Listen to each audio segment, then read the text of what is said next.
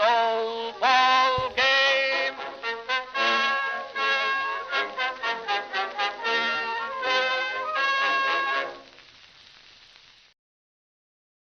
All right, folks.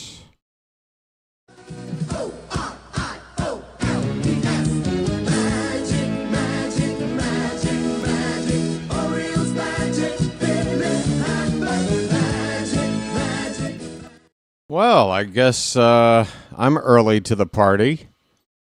Charm City chat is empty. Maybe I'll just wait a minute before going on the air. Folks, you won't believe it if you are here. Your humble host, BW, cannot find his glasses. That's right, I cannot find my glasses.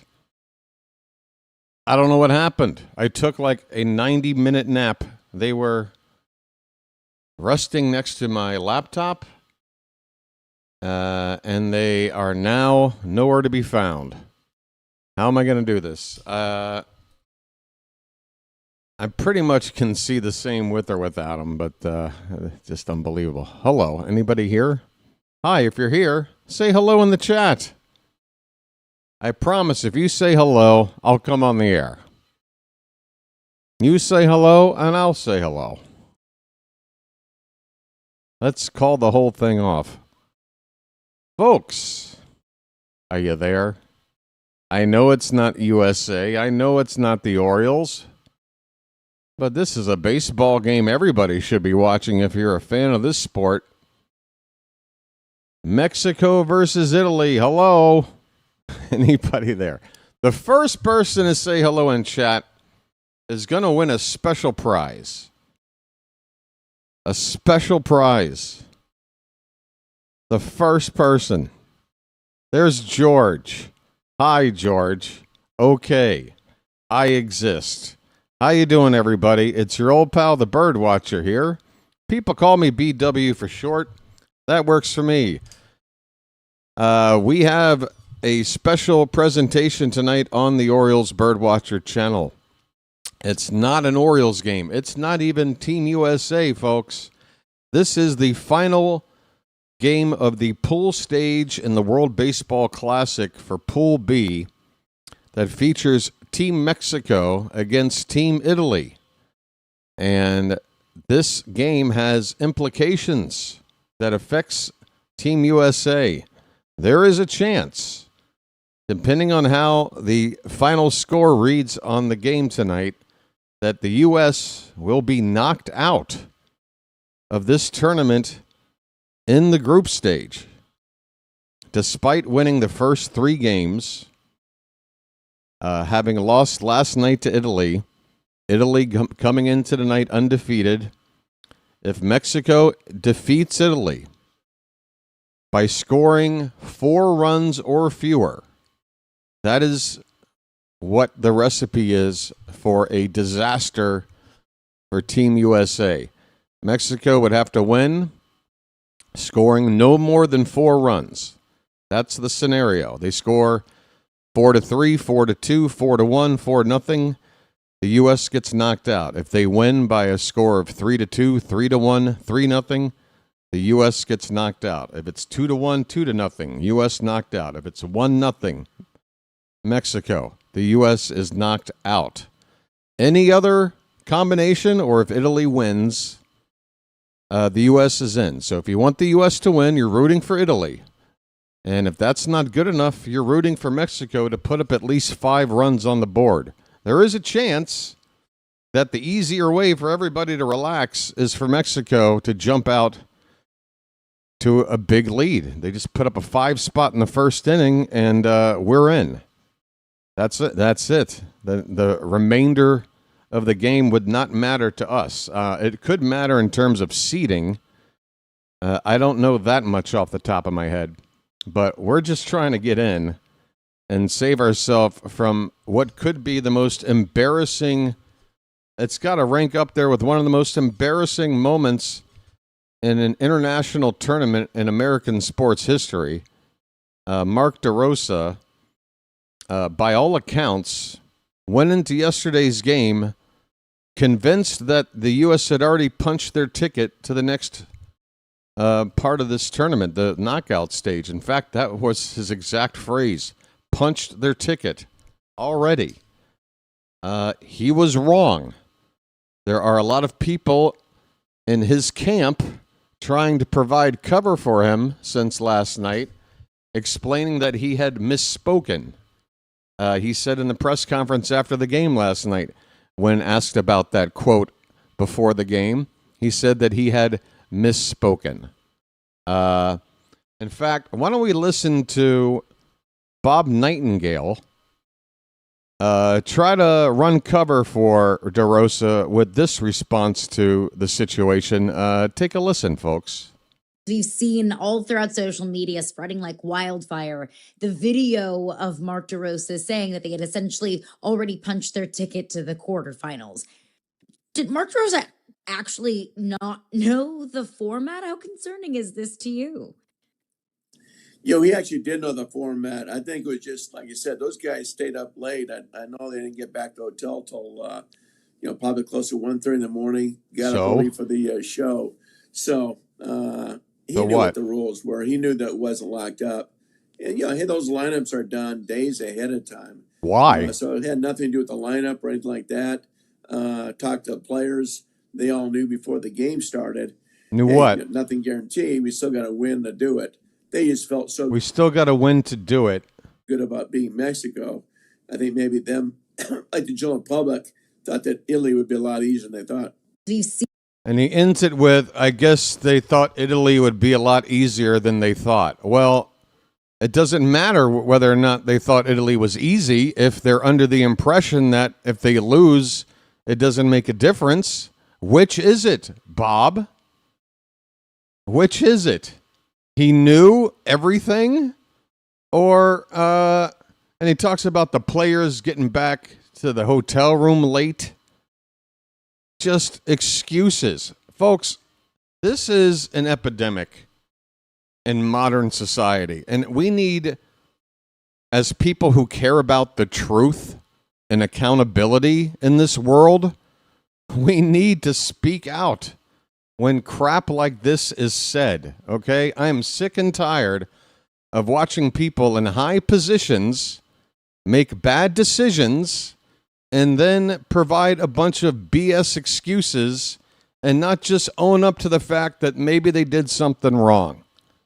Maybe they did something wrong. It happens. We're all imperfect. We all make mistakes. Some are larger than others. Some are going to cost you your job. And I think for DeRosa, that should be the case. But enough already. It's an embarrassing situation. But if we're going to be real people, we have to own up to our embarrassment. We have to own up to what happened. We heard it with our ears. We saw it with our eyes. We know what DeRosa said. Don't try to sit here and gaslight baseball fans. And it's saying, oh, well, he knew. He just, he did some things. No, he didn't know. You don't sit there and say, since we punched our ticket already, fill in the blank. That is not a phrase you use. And everything he did in the game last night indicated to me that he didn't understand the situation. It was a close game last night. Mason Miller hadn't been used yet, and the guy's warming up Clayton Kershaw. He started Paul Goldschmidt against a right-hander when Goldschmidt, this past season, had the 5th lowest batting average against right-handed pitching among any regular player in baseball. That's out of 155 players. He was 5th bottom batting against right-handed pitching. They could have gone with Bryce Harper. But regardless, the handling of the bullpen was atrocious. It was clearly scripted. There was no, strategic maneuvering at all. It was like, you're going to pitch X amount of innings. You're going to pitch X amount of pitches. We're not worried about the outcome because we've got this one in the bag, or we'll just come back and win because we're that good. Well, it didn't happen. And that's why we're here watching this game tonight. Part of me, obviously, rooting for my country to win.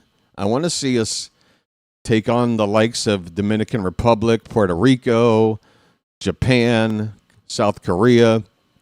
I want to see how we measure up against these other good teams in this tournament. But another part of me kind of feels like if things go south tonight, the U.S. kind of got what was coming to them after the mishandling of this entire tournament by one Mark DeRosa. Am I being too harsh? I don't know. You tell me. You tell me. If Italy scores 4 runs, we're golden. Now, there is one caveat, folks. If this game goes extra innings, then there is even more complexity to this tiebreaker situation.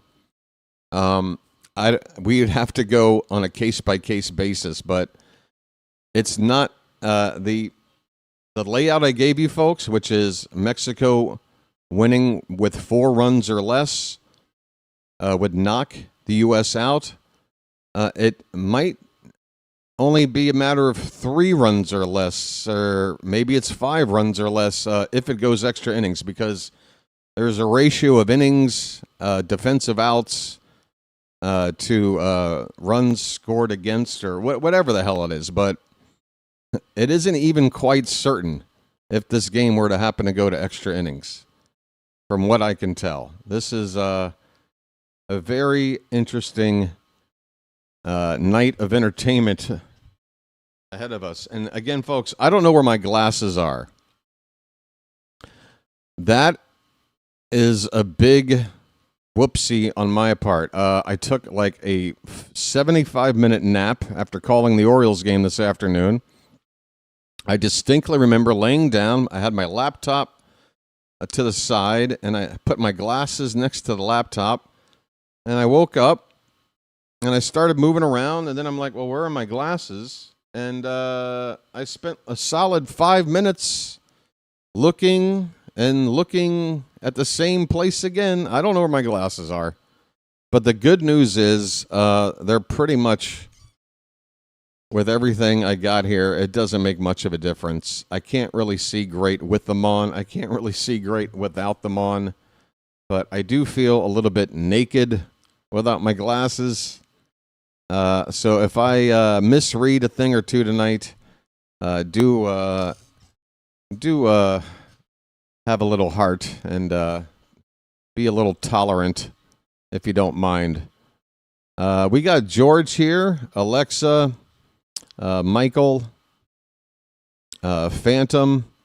Phantom, I know you said you could only hang for a little bit. No problem, my friend. Chilo is here. Random Gamer, I remember you. So basically, we want Italy to win for USA to still be in the running. Yeah, if Italy wins by any score, the U.S. will advance because Mexico will get their second loss. Italy would then win the pool, which is insane, going undefeated, and we would certainly be second seed. If Mexico wins, depending on the score, it's going to knock us or Italy out. But then I'm not even sure of the team that isn't knocked out, of whether or not they're going to be the top seed or the second seed. That much I don't have in my head either. But I'm sure over the course of the next couple of hours, we will hear every scenario possible. It's just crazy. It's just crazy that it's come down to this. It didn't need to. Italy built up an 8-0 lead. And between allowing that lead to get built and then not making moves quick enough to respond, I mean, we didn't even make a pinch hit appearance until, the 7th inning. Again, what is Goldschmidt doing in there once we're down 8 runs? I don't know. Well, I do know. Mark DeRosa had no idea what the situation was. And, again, folks, it looks bad. Every other team, every other country involved in this tournament is doing whatever it takes. It means a lot to them. A lot of them know that they're going to be out after the group stage, but they just want to put in a good showing. They want to try to win a game against somebody. They want to try to have a moment. They're doing everything they can, and a lot of these guys, this is the biggest moment of their baseball playing life or lives. Team USA doesn't seem to look at it that way. We seem to look at it as like, oh, the pool stage is just sort of a warm up. Let's just make sure all our guys, get in, and it's unbelievable. It really is. The pitching matchup tonight on the mound for Team Italy is Aaron Nola of the Philadelphia Phillies. He's up against Javier Assad for Team Mexico. We've got the lineups here. Let's go over them as we are just a few minutes past the top of the hour. We should have first pitch here in about 5 minutes or so. I'm going to take one more look around for my glasses. Now, what just happened here? Where'd the game go? The entire signal went out on my TV. Hold on.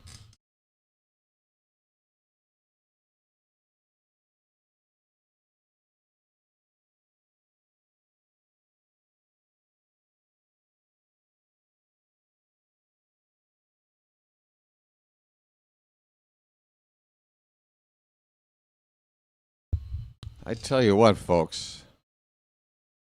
Are we good? I think we're okay. I think we're alone now.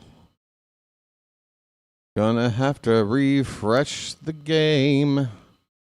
Gonna go over the lineups here in just a sec, folks. There's Mark. No, that's the Italian manager. Francisco Cervelli, I think, is the manager. All right, the lineups for Team Italy. Aaron Nola, again, is on the mound. Leading off and playing shortstop, Sam Antonacci. John Berti will play second base and bat second. Jacob Marcy, who's been hitting leadoff, will bat third in the order tonight in center field. Vinny Pasquantino in the cleanup spot at first base. Zach DeCenzo is the DH hitting fifth. Jack Caglianone, and that's right, I'm pronouncing every syllable. He's batting sixth, and he's in right field. Andrew Fisher at third base will hit seventh. J.J. Dorazio is the catcher hitting eighth, and Dante Nori will be in left field batting ninth. Again, that's Antonacci, Berti, Marcy, Pasquantino, DeCenzo, Caglione, whatever. Fisher, Dorazio, and Nori for Team Italy. For Team Mexico, Jaron Duran, who had a nice game against us a couple of nights ago. He'll be in right field and hitting leadoff. Randy Rosarena will play left field and bat second. Jonathan Aranda is at first base hitting third. Alejandro Kirk will do the catching and bat cleanup. Joey Meneses is DHing. He'll bat fifth. Nacho Alvarez Jr. at third base will hit sixth.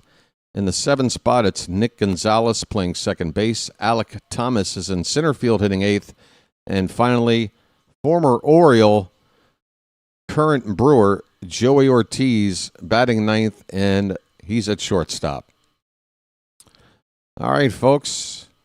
We've got our pitching matchup. We know the lineups. We know the venue. We're at Dakin Park, home of the Houston Astros, where this entire pool has been played.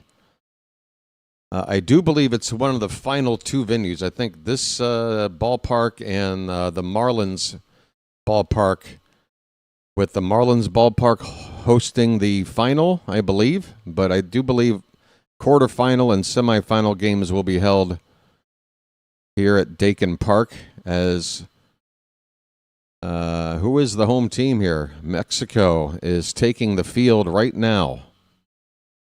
Folks, if you are watching along with me and you are ahead of me in the ball game, you're going to want to get synced up with me in order to enjoy the experience of watching along together. So if you're ahead of me, the best thing to do is pause your game at a particular moment. Typically, the first out of the ball game is a good idea. As soon as that first out is recorded, pause your game, allow me to catch up and call that out. And as soon as I've called it, you unpause your game and you are synced up, ready to go for the rest of the night. That is, unless I face another technical issue on my end. We'll just repeat the process if that happens. But that's the way to work around it, folks. As I adjust the display right here. First batter, Italy coming up to hit. First batter, Antonaccio, is coming up right now. And here we go, folks.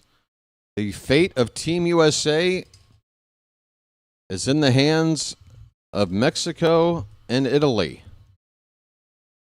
You want one of two things if you're rooting for the U.S. You want Italy to win, which means get out to an early lead, hopefully a comfortable lead. If not, you kind of want Mexico to jump out to a big lead. If Mexico puts up 5 runs in the first, you guys can change the channel. It's over in terms of knowing whether or not the U.S. will get in. They will get in if Mexico puts up 5 runs. Could happen in the first 20 minutes of this game. We're going to have to wait and find out, folks. Antonacci is in the box.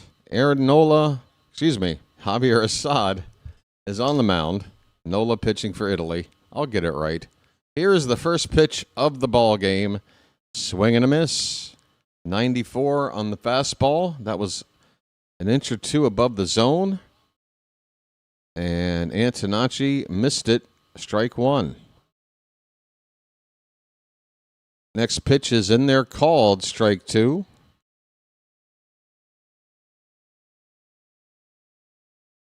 And it looks like the info screen is ahead of me by a little bit. As the game goes on, I might just take the info screen down and just rely on calling the game to avoid spoilers. Here's a swing and a miss, and that's how this one starts. Assad strikes out Antonacci.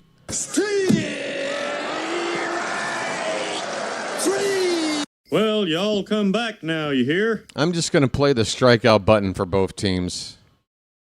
Because, again, I'm not really sure what to root for here.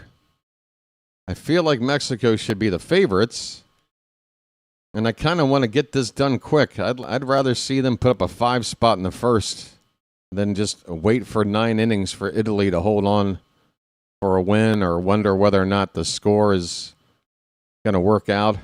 Here's a swing and a miss. John Birdie falls behind 0-2. Birdie hitting .333 so far in the tournament.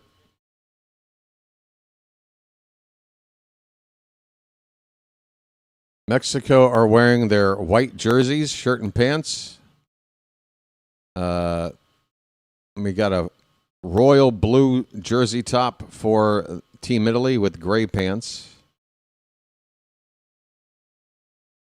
The count is a ball and 2 strikes now on Birdie. Trying to get a look at the crowd here. Don't judge by the folks sitting right behind home plate because those seats are about 90% empty. Swing and a miss. Down goes Birdie. Assad starts the night with back-to-back strikeouts. Well, y'all come back now, you hear? And the thing I'm worried about for the U.S. is that a low-scoring game is not in their best interest. The more runs, the better the chance.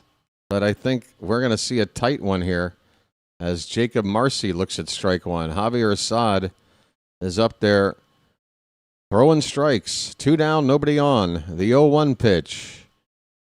A little bit upstairs. Marcy hitting just 167 so far in the World Baseball Classic.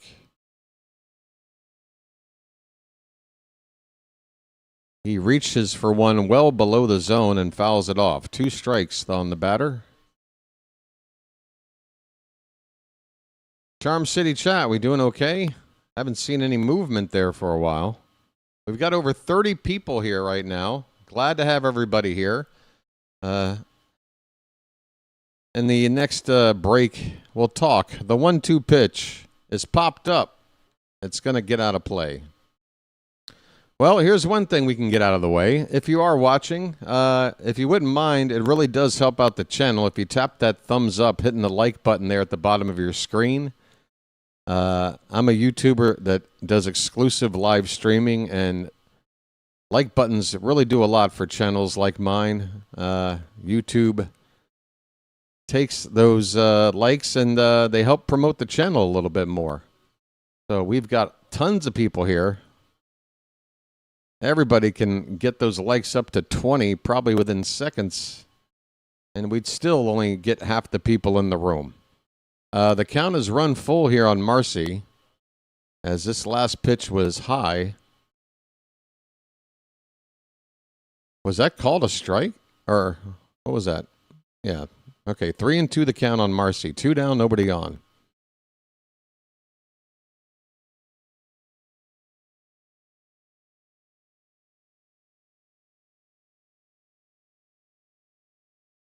All right, the payoff pitch. That one is fouled straight back. We will do it again at 3-2.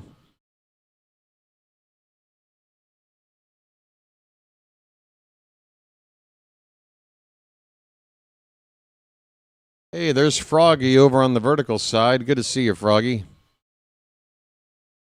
3-2 pitch swung on and missed, and Assad strikes out the side to begin the ball game.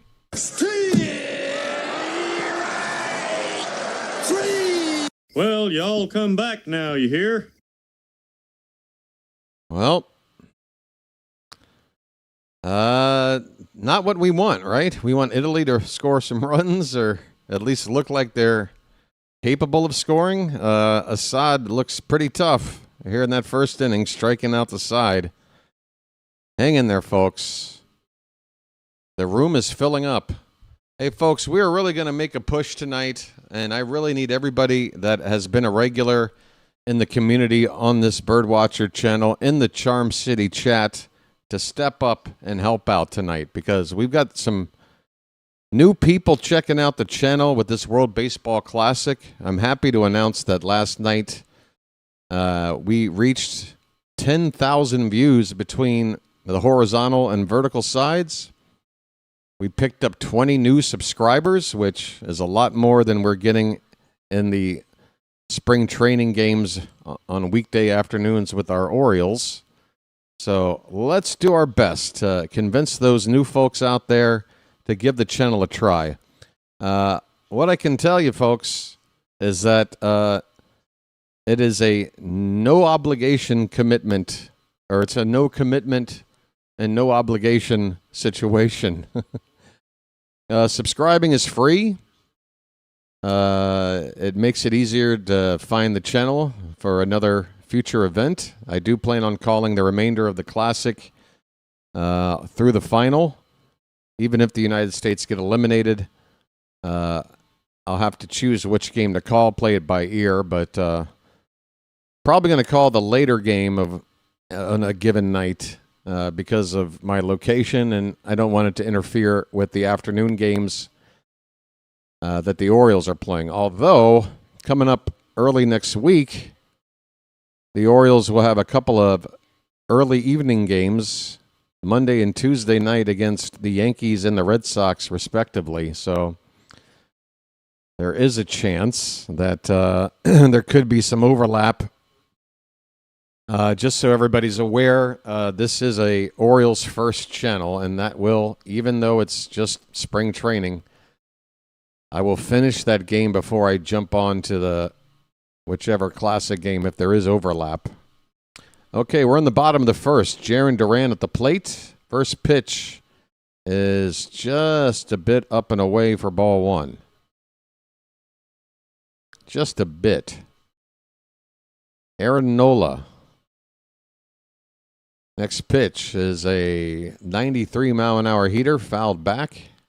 1-1 the count on Duran, who's hitting .500 in this tournament. Had a big game against the U.S. a couple of nights ago. 3 home runs already in the tournament for Duran. Of course, he plays for Boston. Swing and a miss.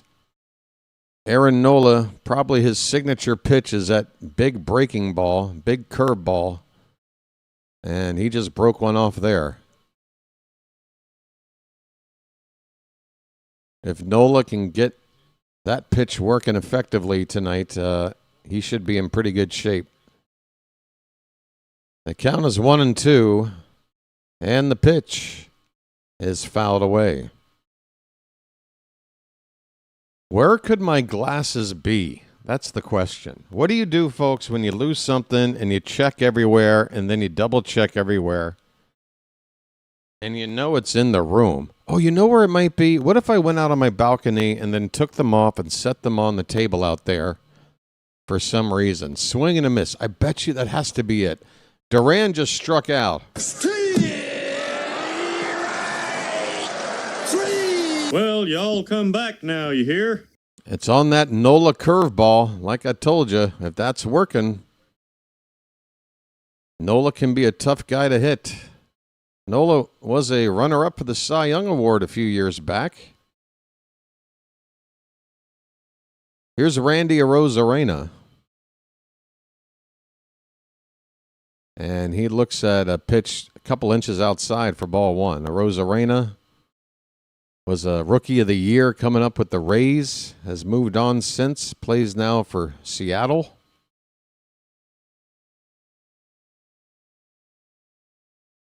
The 1-0 is lifted foul out of play.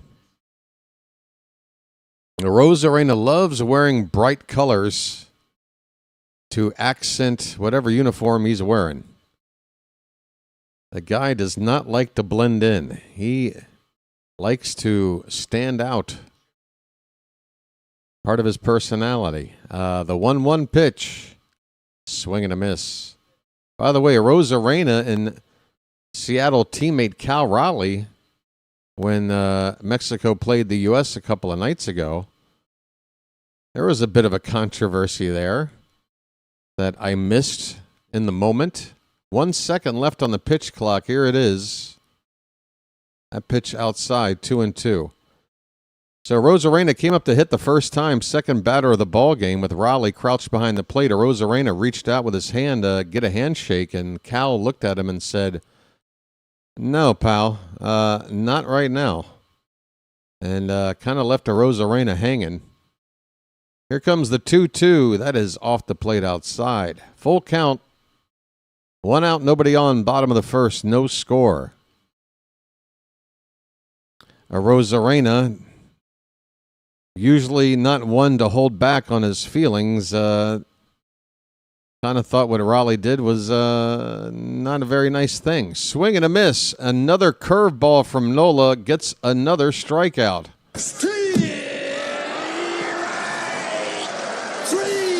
Well, y'all come back now, you hear? Hey, nice. Michael reporting that the odometer has just rolled over to 3740. Folks, new subscribers coming in tonight.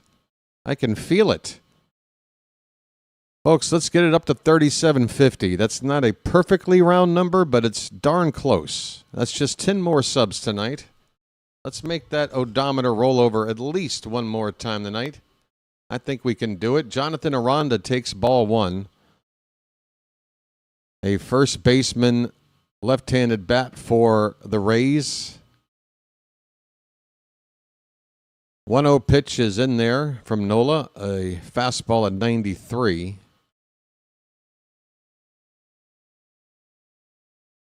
Aranda has a little versatility. He's played some third base, corner outfield, but mostly a first baseman, and that's where he's playing for Mexico. He takes low. 2 balls and a strike.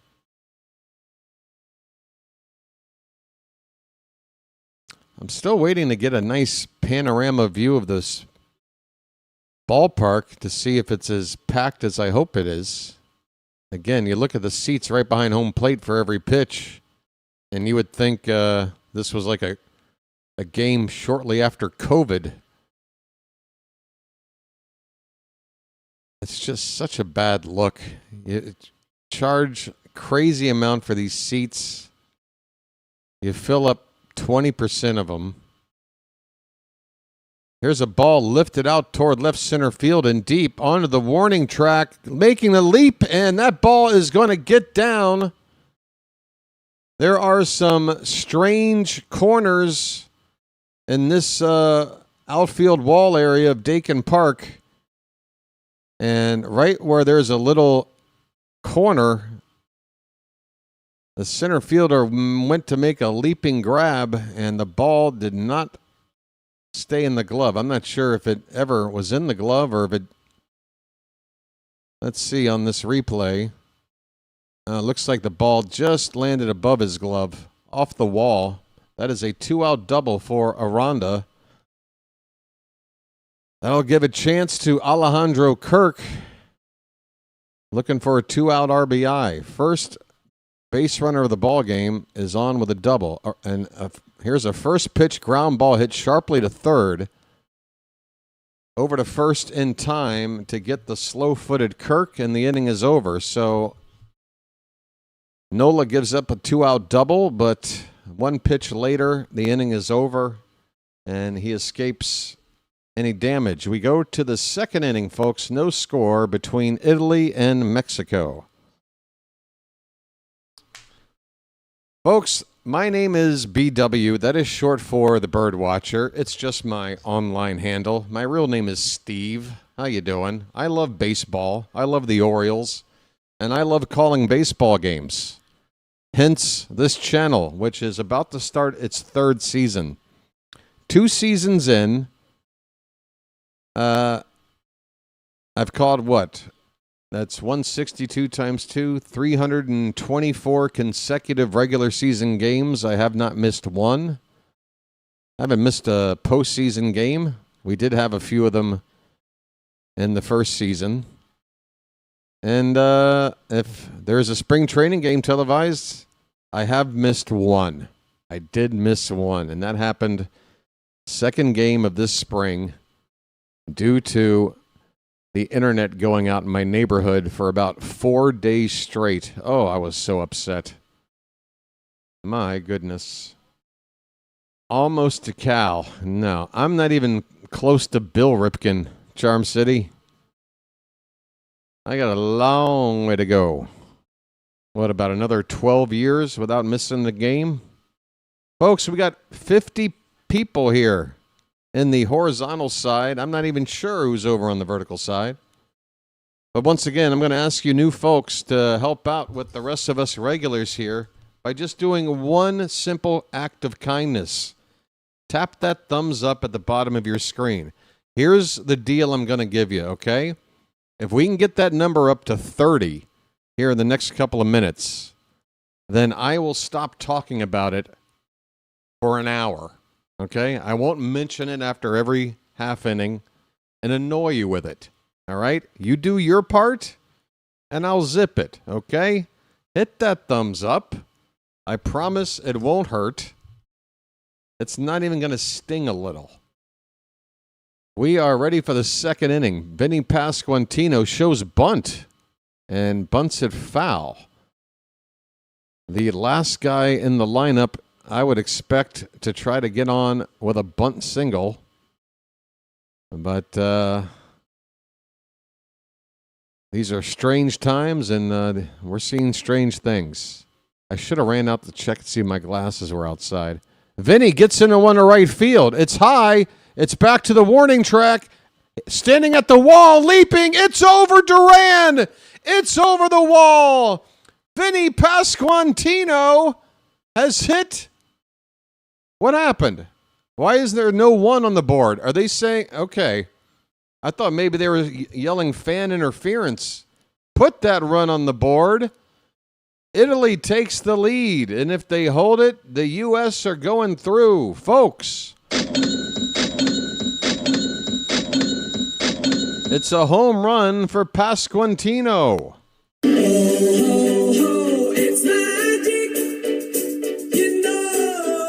All right. right, let me make sure this scoreboard is refreshed. 1-0 Italy in the top of the second. Pasquantino getting mobbed by his teammates in the dugout. Duran had a time to camp under it and time his leap, but a Mexican fan in the first row there didn't do him any favors by reaching for this ball. He did not reach over the wall, but it certainly didn't help Duran. I don't think he would have been able to make the catch regardless. But Mexico, I mean, again, hey, Dad, I know you got a baseball, but your team needs to win in order to, keep playing in the tournament. Like, I don't know.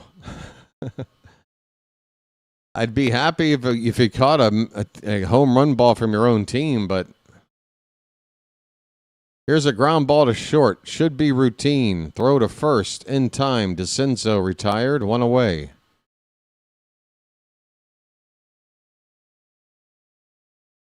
Up, Chilo's already set to pack it in.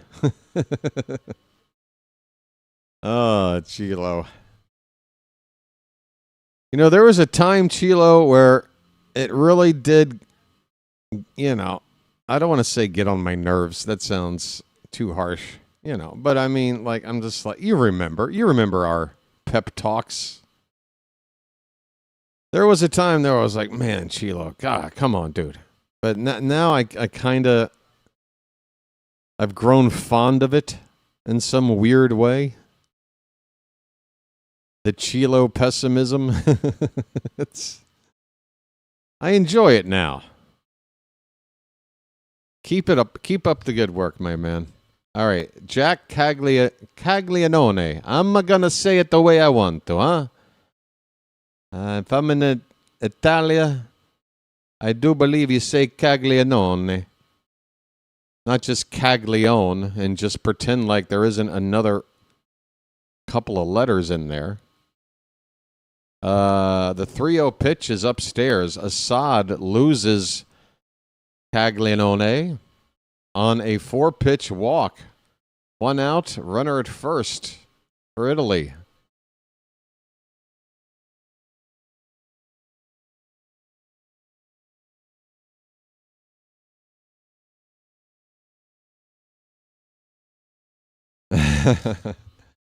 Are you calling Chilo a Charm City chat heel? Here's a line drive to second, throw to first, and they double off Caglianone. Oh, my. That'll get Mexico pumped. It's a double play. A line drive and a double up at first to end the inning. But Italy get on the board with a solo home run from the Kansas City Royal first baseman, Vinny Pasquantino. We go to the bottom of the second. It's Italy 1 and Mexico 0. Folks, I'm going to run out and see if I can find my glasses. Please cross your fingers that they're on my balcony table right now, because that's the only place I didn't think to look. And if it's not there, I am screwed, folks.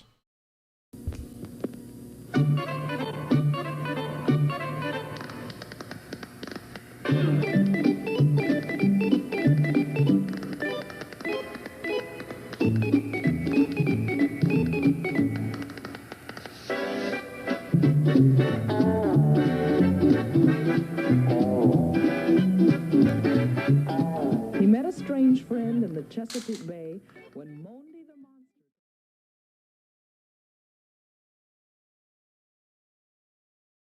All right, I'm happy to report.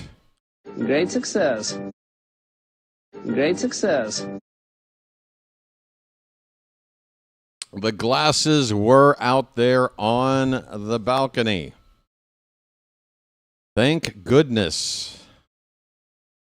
You know, folks, do you wear glasses? Are you like me? Do you wear glasses? Isn't it ironic how when you lose your glasses, it's very hard to find them because you don't have your glasses? It's the worst thing to lose. You're walking around and you can't see, and you're looking for the thing that helps you see, but you can't see. So what do?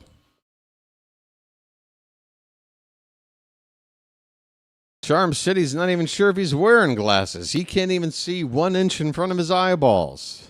So he knows what I'm talking about.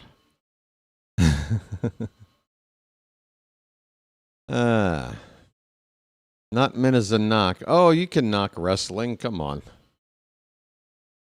Just as long as we're all, on the same page that it is real and none of it is scripted. At least not scripted as much as Mark DeRosa's game plan last night against Italy. All right, bottom of the second, Joey Meneses will lead off and take a pitch outside from Nola for ball 1. Meneses came on to pinch hit last night and delivered a pinch hit RBI single.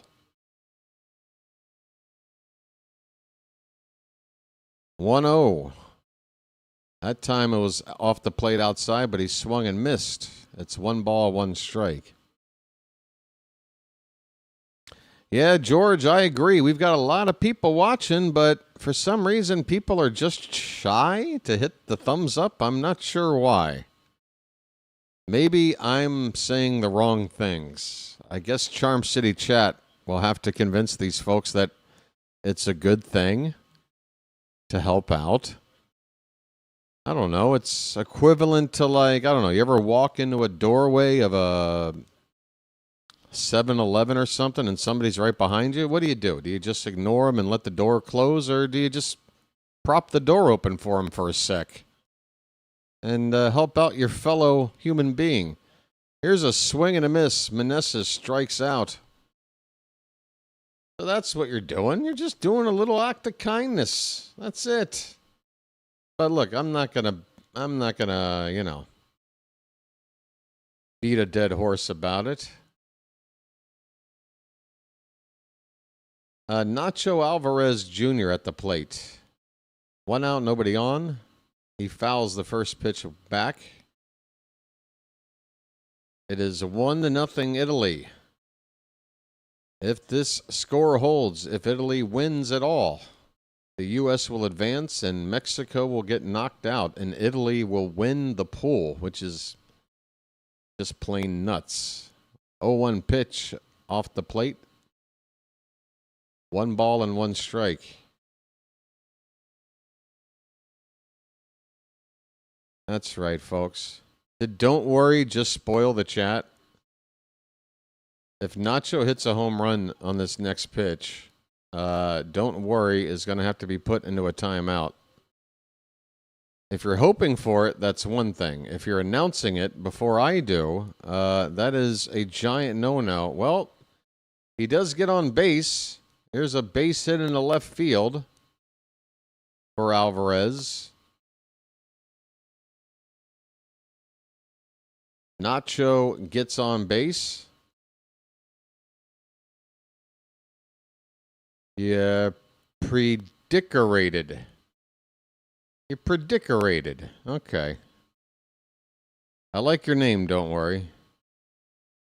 That's what I'm hoping to do, not worry.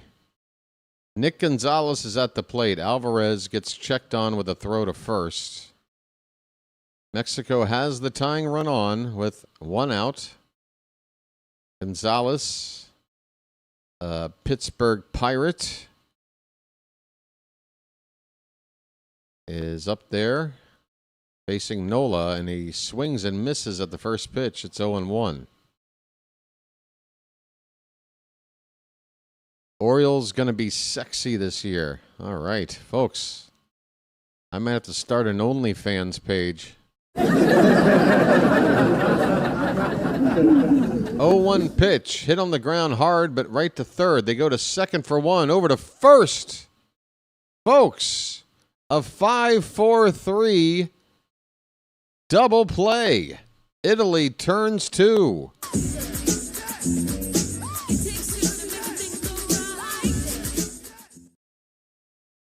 Italy is not messing around, folks. They are not messing around. The inning is over. We go to the third. Italy leads it 1-0. On to the third inning. But again, this is the situation that is going to cause the most stress and anxiety, right? Because a low-scoring Italy lead, you just worry about Mexico coming back to win like 4-2 or 3-1 or something late on, and then all hell breaks loose. But that's not going to happen, right, everybody? We can all remain calm, right? This is going to be a piece of cake. That's right. We can't have anyone freak out there, okay? We've got to keep our composure. We've come too far.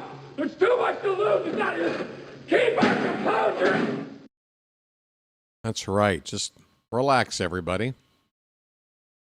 Don't worry. Be like our boy in the chat. Don't worry. Be happy. Here's a little song I wrote. You have to sing it note for note. Don't worry. Be happy.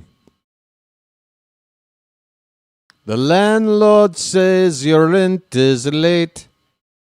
You may have to liquidate, but don't worry. Be happy. Don't worry. Be happy now.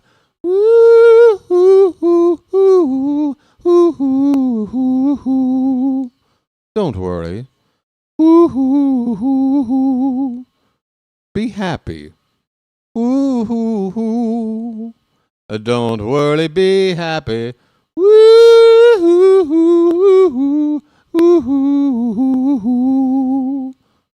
Don't worry. Everybody feeling better now? Good. I've done my job. Here's the top of the third. It'll be DeRosa to lead it off. Is that right? I am having some lag issues with the stream right now, and I'm not happy about it. It is jumping around. Too much for my liking. DeRosa at the plate. And the first pitch from Assad is a strike. DeRosa, I do not think he was in the lineup last night, but he is batting .600. Probably 3 for 5, I'm guessing, in the series. The 0-1 pitch. I'm going to have to refresh this stream. It's pausing too much. I'm frozen on an 0-1 delivery. Oh, boy. I just sang don't worry, be happy, and now you're going to give me a reason to worry? Come on. I thought I was spreading good vibes.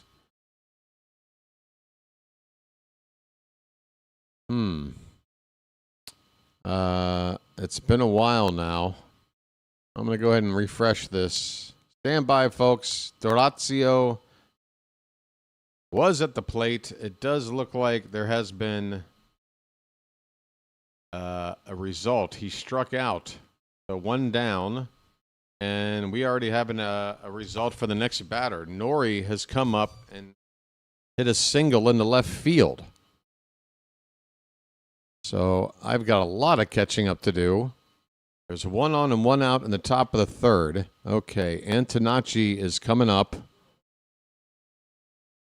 Nori on at first base. The game is back up. Cross your fingers. We're good to go at least for a little while. Oh, come on. Here comes the pitch. Outside Antonacci for ball 1. Sam Antonacci, 2 for 8, including that home run against Team USA last night.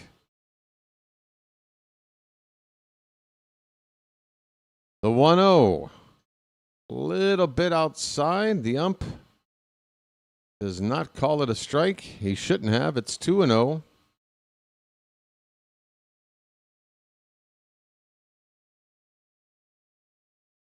Woo-hoo-hoo-hoo. Here's a ball hit to second. Nice stop there to second for one. Back to first. 2. Folks, back-to-back double plays in back-to-back innings. Each side turning 2. Where's the button?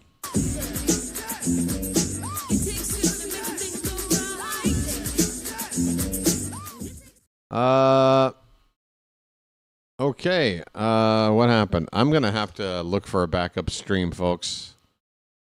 This one tonight has been uncooperative. So if we've got a break right now, I'm going to hurry up and take a look around here for a backup stream. I mean, this game is the only game in town. Originally, this game was supposed to be broadcast on the Tubi network. I think when they put the schedule together, they were not anticipating this game to have as much on the line as there is. But I think it's now on FS1, if I'm not mistaken, tonight. So the game is available on a more established network. All right, it looks like I'm going to have a backup plan ready to go here. I think we're good over here. Oh, it's in Spanish. All right, well. Oh, no, it's in Italian. Folks, I've got an Italian broadcast up. Il confrontorto, referendum gustiazza. Mozzo at 17 o'clock. Hey, we're ready to go. It's Sky Sports Max, Italian baseball channel. All right. We're rooting for Italy, right? This should work. I hope. I'm in Thailand, folks, so I just need to find a network that works. Okay, we're back to the field of play here. It is Italian. Oh, I love it. Folks, I took Italian back in college. It's been a long time. Conosco più Italiano. As we begin the bottom of the third, Aaron Nola facing Alec Thomas, and the first pitch to him is low. Thomas, outfielder for the Diamondbacks. 1-0. Fouled off the foot of Thomas. 1 ball and 1 strike.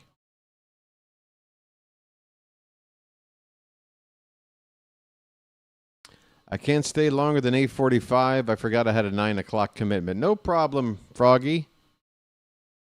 No problem. You're just getting your feet wet, easing your way back into this.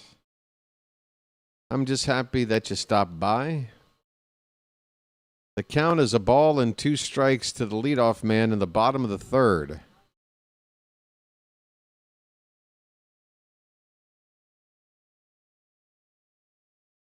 Nola, with 3 seconds left on the pitch clock, delivers. Called strike 3. Oh, and folks, I might have to tune into this Italy broadcast team for more games because they are moaning that call.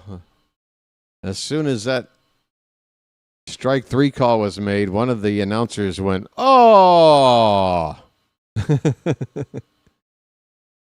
Folks, one thing Italy has never been accused of lacking, it is passion. They are an excitable bunch, and I love it. I think that part of my heritage comes through with me a lot. That's right, folks. BW is a little bit Italian. Just a little bit. 0-1 pitch to Joey Ortiz is a called strike 2. 1 out, nobody on in the bottom of the third. Italy ahead 1-0 on a home run from Vinny Pasquantino. Darren Duran is on deck. 0-2 pitch. Catcher set a high target, and Nola went about neck high on that one. Kind of a waste pitch. 1 ball, 2 strikes. I am wearing blue, so I guess I'm supporting Italy. There's a line drive up the middle, a solid base hit for Ortiz. He's on with a 1-out single. And that'll bring up Duran, who's been red hot in this tournament. 3 home runs. 2 of them in the ball game against us a couple of nights ago. Or was it? Yeah, a couple of nights ago. 5 for 11 altogether. First pitch is off the plate outside.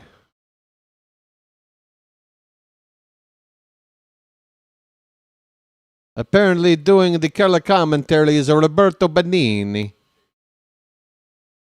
Hey, la vida è bella. A cinema paradiso. The 1-0 pitch is popped up. The runner was off on the pitch, and he's going to have to hurry up and turn around. The catch is made in center. Ortiz had no idea where the ball was. They're going to run the ball all the way back to first for the double play. Joey Ortiz, what happened? How do you not know where this ball was? Joey Ortiz making a giant blunder on the base paths.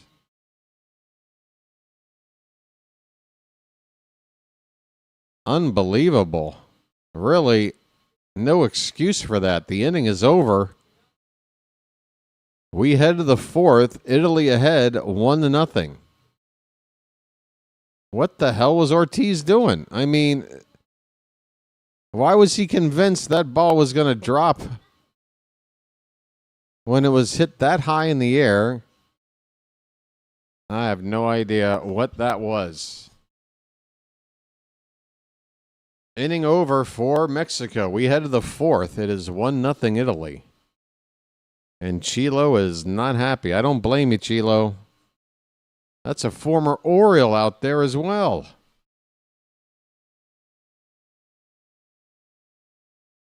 What happened?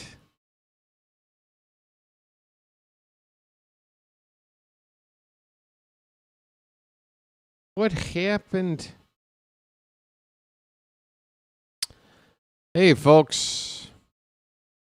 I do believe I said I would stop talking about the like button once we got up to 30, and we're still not there. So I'm going to bug you again. If you hit the like button, it helps the channel. It's that simple. All you got to do is tap the thumbs up at the bottom of your screen. Whatever device you're using, it only takes the fleetest of moments of your time.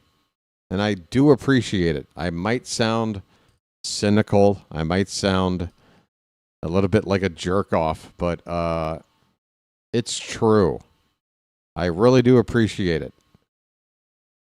For those who have already hit the like button, chef's kiss. Thank you so much. And I appreciate you allowing me to continue to ask for others to do the same.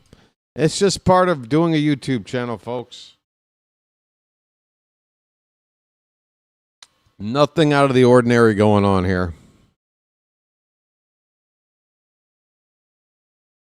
All right, so yeah, what was Ortiz doing? Like, he saw the ball caught, and he was still not even trying to get back to first. I have no idea. All right, Birdie is up. All right, we're getting another look. What was Ortiz doing? He was hustling the third while the ball was getting caught out there.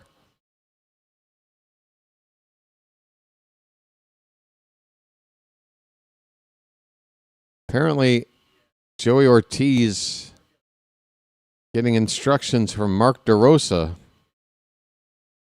before the ball game.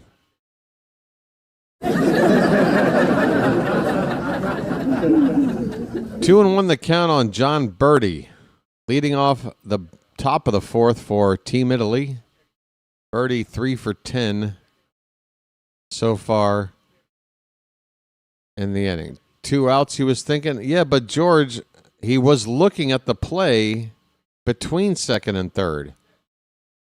And then just kept on running. And then the third base coach at that point should have been like, dude, hurry up and turn around. I cannot justify what happened there. 2 balls and 2 strikes. That ball's lifted to left by Birdie. Look out for those Crawford boxes. That ball is gone. Birdie with a Crawford special. He just clears the boxes and left. 1 or 2 rows deep. That's all you need to do here. The short porch and left. Birdie, not known for his power, might have just hit the biggest home run of his professional career. It is 2-0 Italy. Folks, with each run Italy scores, the combination of ways for Mexico to win and knock us out gets slimmer. You feel me? Here's a pop-up, third base side, and the catch will be made near the dugout for out number 1. You feel me, folks? Because now Mexico can't win by scores of 1-0 or 2-1 or 2-0. They now have to score precisely 3 or 4 runs and win. And so, yeah, the combinations of ways for the Americans to get knocked out have they're diminishing with each run. As long as Italy can stay ahead here, it won't matter either way. But I don't have a probability percentage kind of live statistic running, but I have to think the U.S.'s odds. Here's a foul tip. Strike 2 on Pasquantino. 1 ball, 2 strikes on him. Bases empty, 1 out. A run in for Italy. They've hit 2 solo homers off Assad. Swing and a miss on a breaking ball that hit the dirt. Down goes Pasquantino for out number 2.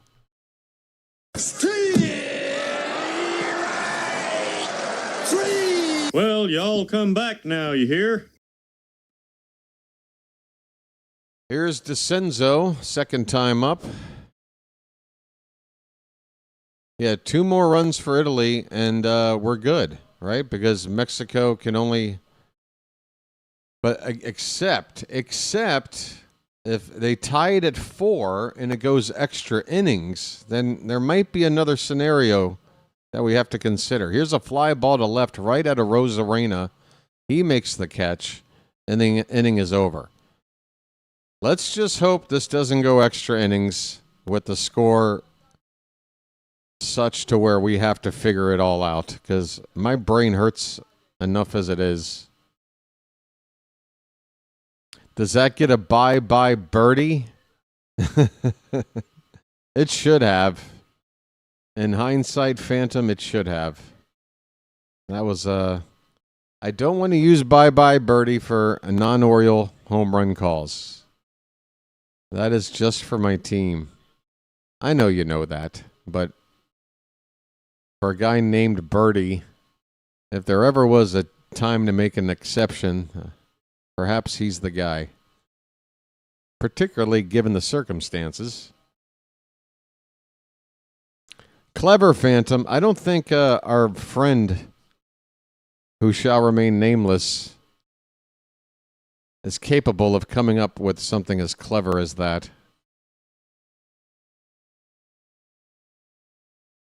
I am loving the Italian commercial breaks. Folks, I need Italian TV.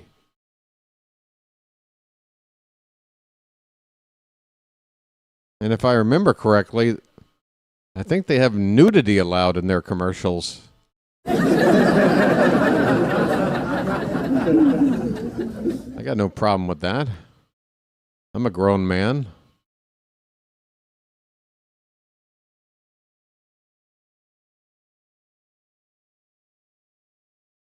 So this is Sky Italy. Sky is a a British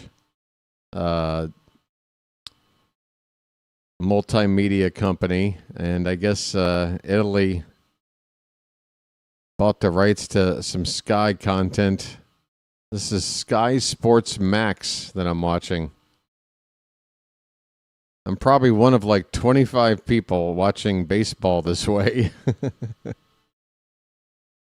I feel so exclusive.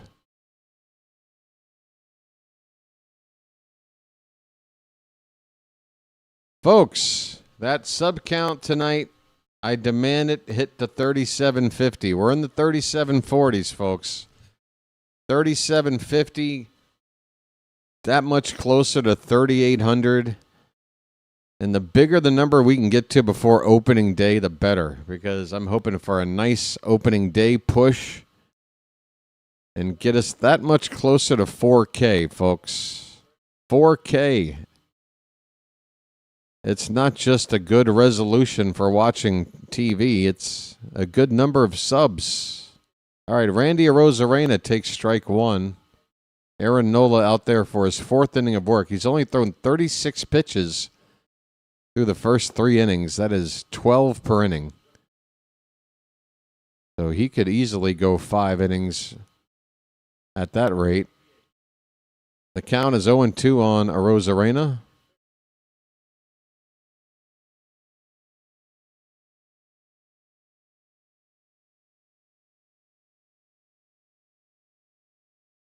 Next pitch is off the plate. 1 ball, 2 strikes.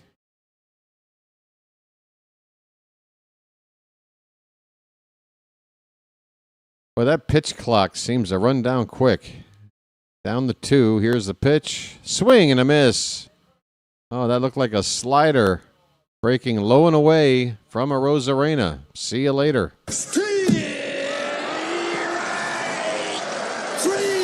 Well, y'all come back now, you hear? Folks, Italy could not only advance in this pool, which nobody was picking them to do, not only might they finish the top seed in the pool, they might go undefeated. Who had that worked out? Here's Jonathan Aranda. He takes one low. He has a base hit. He has a double, in fact. A 2-out double back in the first.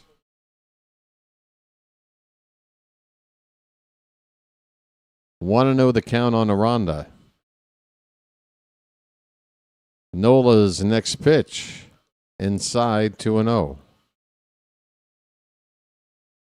Everybody doing okay over there on the vertical side? How you doing there, vertical side? I'm not forgetting you. I see you over there.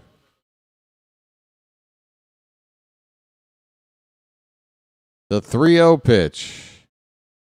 That is on the outside corner for a strike.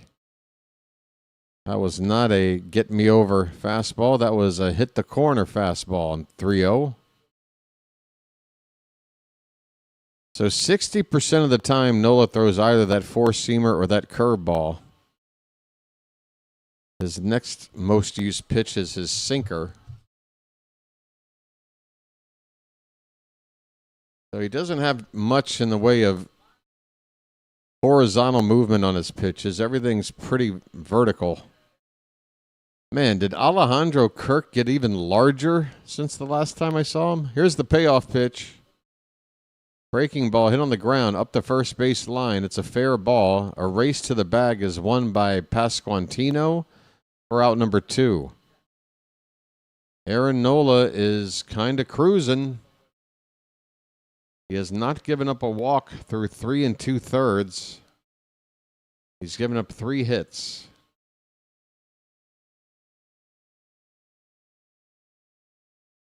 And one of those 3 hits was wiped out on the bases. Joey Ortiz, inexplicably, getting doubled off an inning ago. All right, here is the human fire hydrant, Alejandro Kirk. Look at the high socks. Look at those pants. Is this a comedy bit? How is this person an athlete?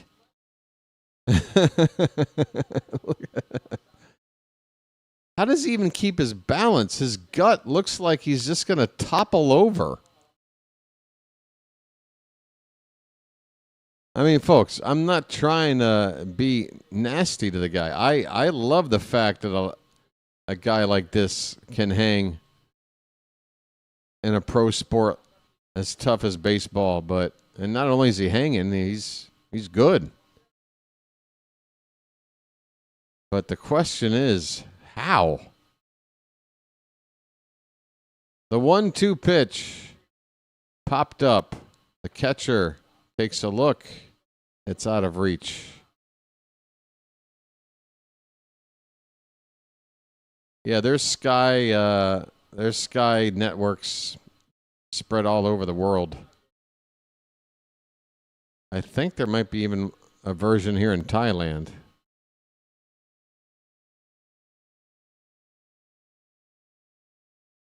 One and two on Kirk. Nola's on 50 pitches. There's a breaking ball hit on the ground. Past the diamond glove of the third baseman, and it takes a bounce off the wall that juts out there near the foul line, or else it would have gone all the way down into the corner. Even if it had gone down to the corner, I got a feeling Kirk would have been held to a single, knowing that he is quite possibly the slowest runner in the league or in this tournament.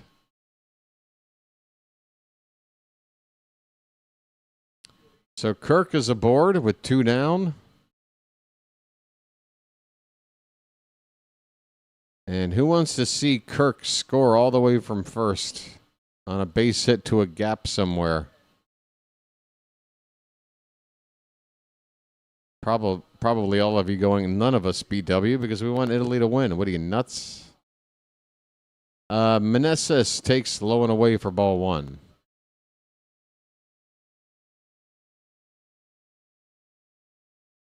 I'm wondering.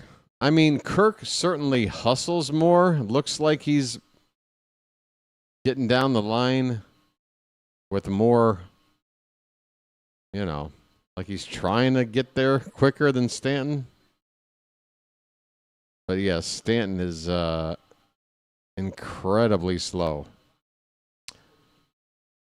Want to know the count on Meneses. I can't wait for the same thing to happen to Juan Soto for the final 12 years of his career. Here's a pop-up. Gets behind the dugout out of play.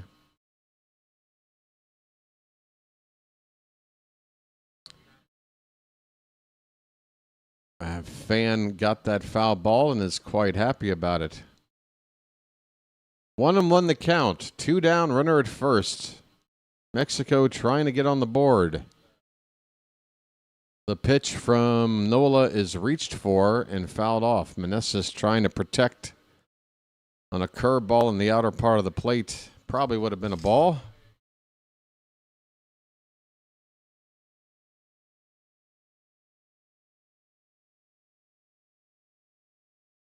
Chawa is here, folks. It's official. Hello, Chawa. The 1-2 pitch is popped up. Second baseman in the outfield grass, just a couple of steps, is waiting, and he's got it. We are through 4 innings. Mexico has been shut out by good pitching from Aaron Nola. He has spread 4 hits, but he struck out 5 without giving up a walk. We go to the 5th inning. It's Italy 2. Mexico 0. I'm going to step aside for a second, folks. When I come back, that sub count's going to hit 3750. I can feel it, folks. Subscribe. You're not going to regret it. All right. BRB.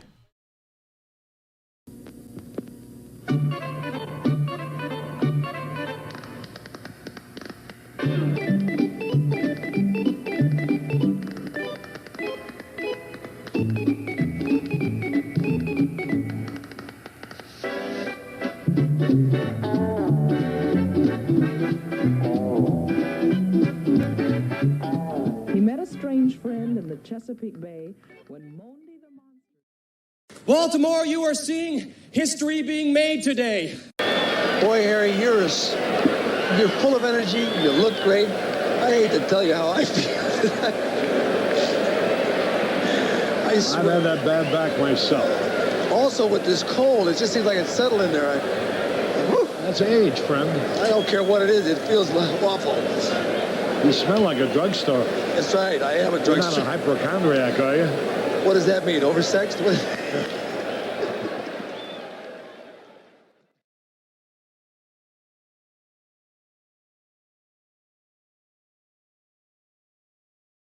All right. Good news over here from BirdWatcher headquarters.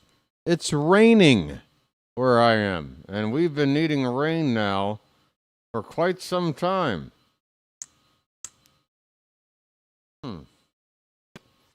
What happened? It looks like my game froze. We back to this game again? Stand by, folks. I might be missing the beginning of the next inning. Working on getting the stream back up. Bouncing around. Just bouncing and bouncing around.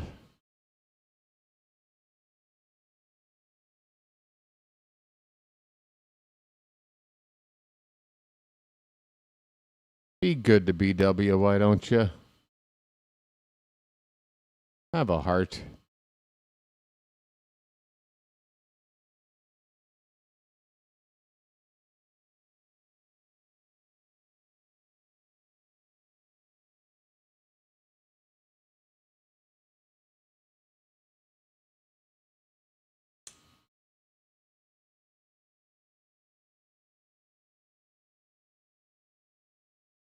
All right, well, it's time to move on. I guess the Italian network got wind of what I was doing. Maybe I need to switch up my VPN. But I appear to have been blocked from accessing Italy's game. Moving on.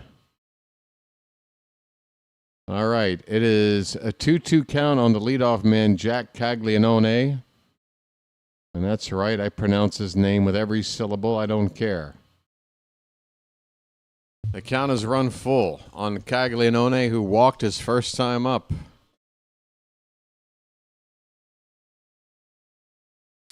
Getting back up on the screen here. Get the camera. The payoff pitch from Assad is inside for ball 4. Ball 4, leadoff man on for Italy. I'm walking here. I'm walking here.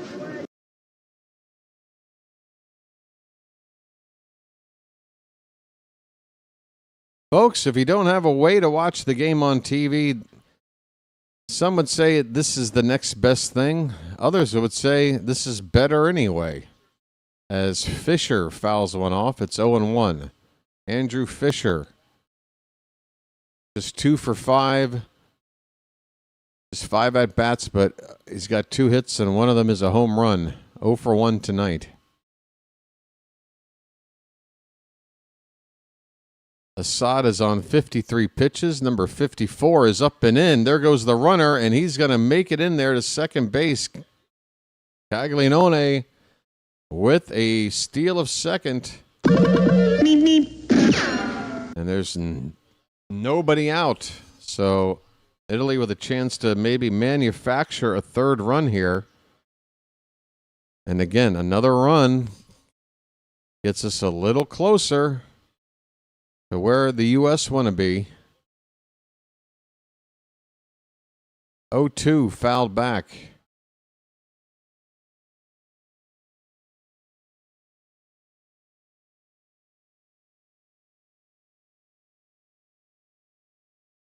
You don't think these two teams met somewhere before the game and said, hey, what if we just kind of worked out a score of 4-2 Mexico and we both advance and knock out the U.S. and have a giant laugh at their expense? You don't think they would do that, do you, folks? Nah. Probably. There goes the runner again. This ball's lifted to left center. Caglianone will have to scamper back to second base as the ball is caught out there and left by Rosarena. Hey, Ortiz. That's how you keep an eye on the ball when you take off and get back. That's how you do that.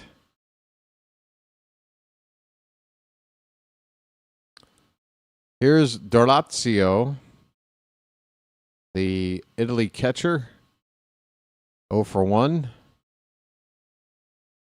And he takes high for ball 1. 3 for 6. He's got a home run in this tournament, but hitless tonight.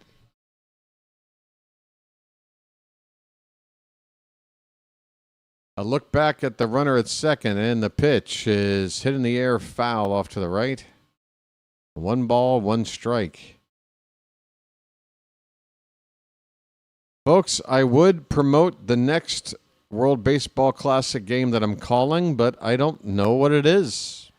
I don't know what time. I don't know which teams. Probably something I'm going to decide within 24 hours after tonight's games are through. But there will be more World Baseball Classic games on the channel coming up after a couple of days off. This pitch is fouled back. 1-2 on DeRosa. If you want more Oriole content, the Orioles do not play tomorrow. They have a full day off. But on Friday, they'll be back for a 1 o'clock game. And that'll be against the Pirates, right? So be there for that. Here's the 1-2 pitch. Hit on the ground and through the hole on the left side, a base hit. The runner stops at third with 1 out. Runners at the corners for Italy. Assad is starting to get hit around a little bit.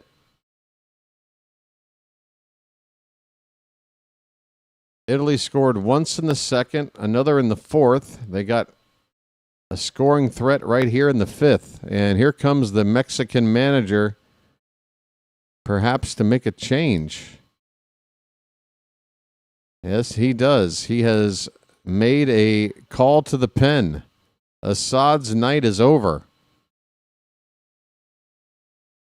With the left-handed bat of Nori due up, Mexico's going to counter with a left-handed reliever with this situation where they really can't afford to give up any more runs.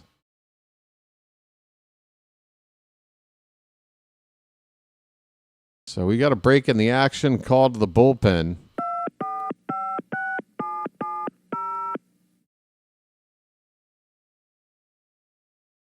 And, yeah, the place is not packed. The upper bowl, there is seating in every section all the way around the ballpark, but it's not full. Lower bowl is full. Second deck is full. Mezzanine, who knows? Luxury seats, hard to tell. The lower end of the top level is full. It's just that upper section of the upper deck that's kind of scattered. I'm getting a nice long view of the field here right now.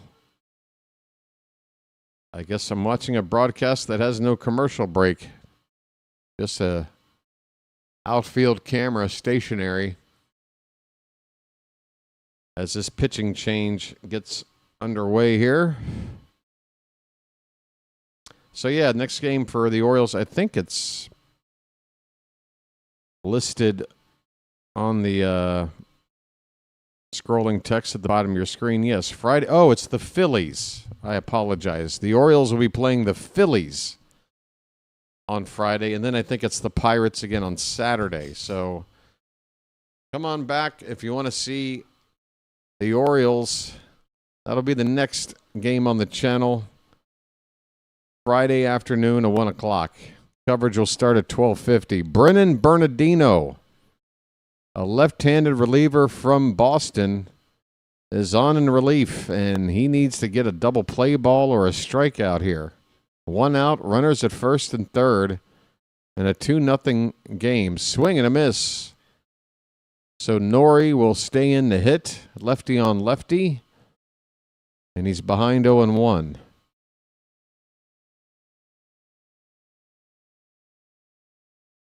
0-1 pitch, way outside.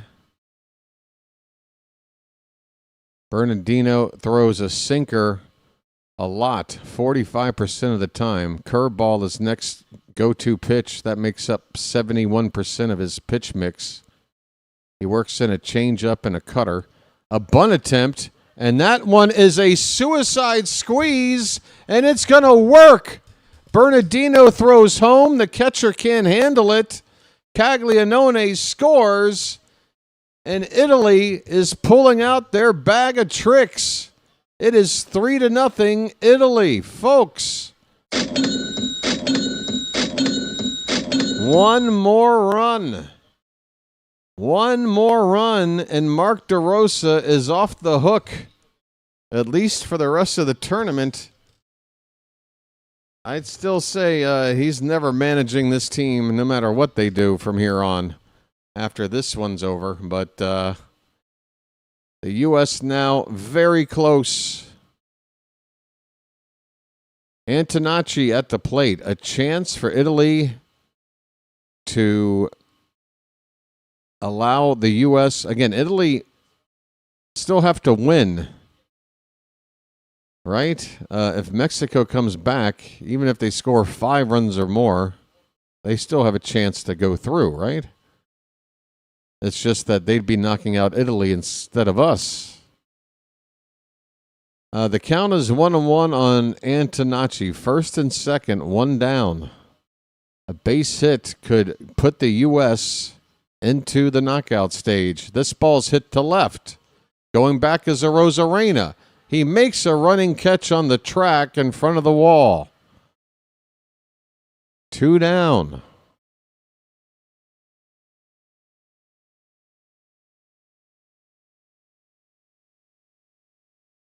Folks, how about the performance in this tournament from Team Italy? They are on the verge. Again, not just getting through, not just taking top seed, but going undefeated against the likes of Mexico and the United States. Still half of a game left to play here, but you can't help but admire Italy's tenacity so far in this tournament. The count is 1-0 on John Birdie. Bernardino's next pitch is up and away. It's 2-0.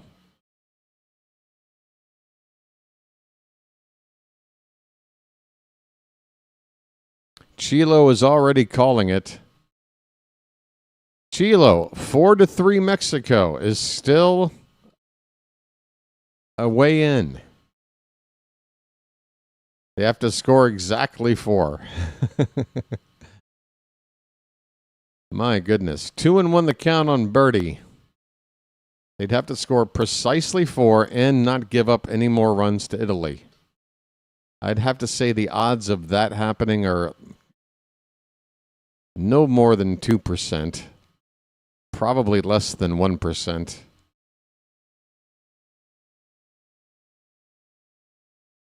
Three and 1 the count. The pitch low and away for ball 4. Birdie walks, and now that pushes the runner at second to third. That all-important 4th run for Italy now just 90 feet away. 2 out in the inning. Jacob Marcy, 0 for 2, coming up with the bases loaded. And here comes somebody from the Mexican coaching staff to talk to Bernardino. I think this is just a mound meeting with the pitching coach.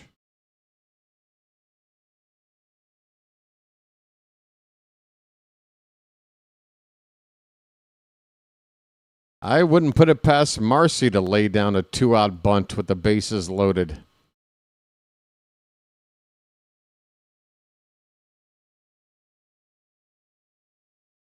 Plays like the last one Italy just did, and you saw them do things last night.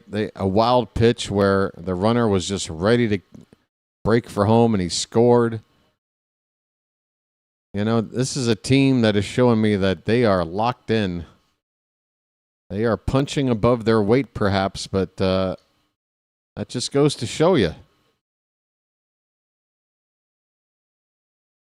Talent gets you far in life, but it doesn't always get you to the finish line. 1-0 pitch to Marcy is called ball 2. That one was very close to hitting the outside edge. 2-0. Nowhere to put him. The pitch. Outside, ball 3. The U.S. could be one pitch away from punching their ticket to the knockout stage. Unless, of course, it goes extra innings with a score of 4-4. And then maybe. 3-0 pitch. Called a strike. Perhaps a generous call. That was borderline at the bottom of the zone. It does look like it just kissed the bottom edge there for strike 1. Dangerous count here. Bases loaded. The pitch. Hit on the ground. Second base. And past the second baseman in the right field. 1 run scores. Here comes another. 5-0 Italy. And folks, the U.S. are going to move on. Italy has made it known that Mexico can win, but it won't matter for the U.S.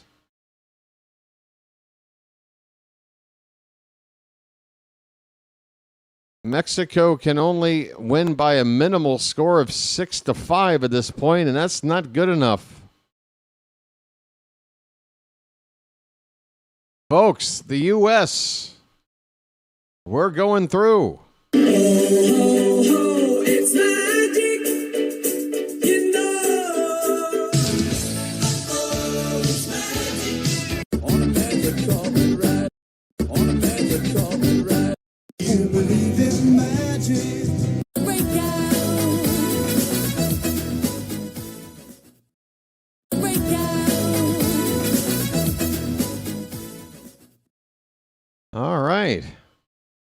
How about them apples? Folks. Do I need to call the rest of this game or? I suppose so. Hey, what happened? My game went away.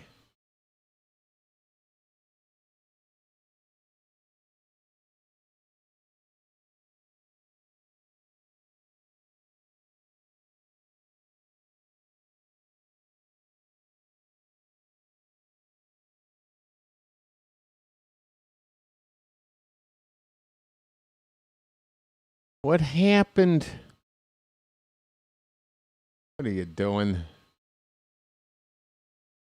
A lot of refreshing going on, but hey, the moment that mattered the most, we got it in, and no matter what happens from here on, I'm not going to worry about it.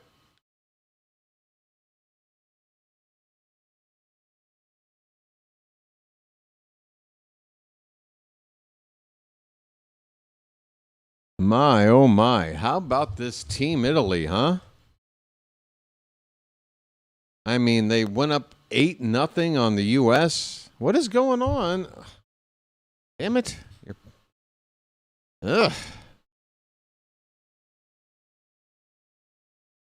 This is something else. 5-0 here.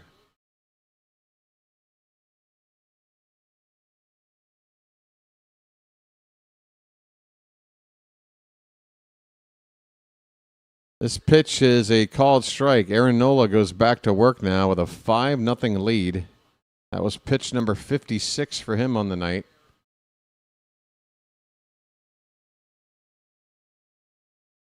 That ball is crushed to left, but right at the left fielder. For out number 1. Unlucky for Mexico. That ball was barreled up, but right to left field for the first out. Here's Nick Gonzalez. Was that Nacho Alvarez on that last one? Yeah, Alvarez lining out to left. Gonzalez is 0 for 1.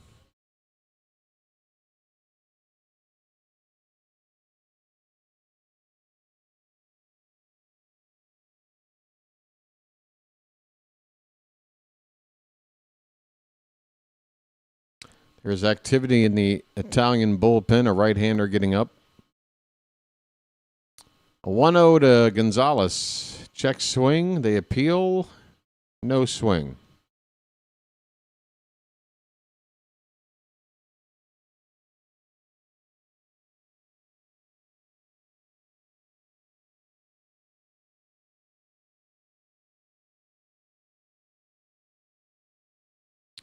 Swing and a miss. Gonzalez went after a 2-0 pitch that he probably shouldn't have.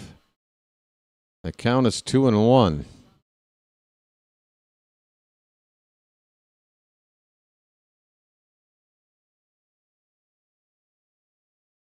Nola's next pitch is high. 2 balls, 2 strikes. 3-1 the count.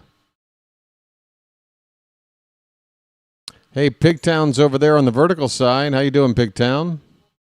Folks, fellow YouTuber, content creator, Baltimore sports aficionado, Pigtown Sports is here. Be sure to follow his channel if you're not familiar with him. You can look up the name Pigtown Sports in a YouTube search, find his channel, or... Oh, you're not a mod, are you? Yeah, that's the best way then. Pigtown Sports, folks. Most of us here in the BirdWatcher community know about Pigtown. The count has gone full on Gonzalez. Here is the payoff pitch. Fouled back. 1 out, nobody on in the bottom of the 5th. Italy on the bullpen phone, checking on the status of the right-hander that's currently getting loose. Aaron Nola on 63 pitches. If he gets into any trouble, Italy will have somebody ready.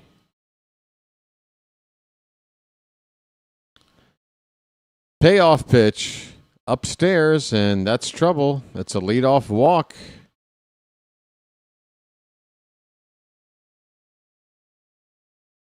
Let's see if that spells the end of the night for Nola.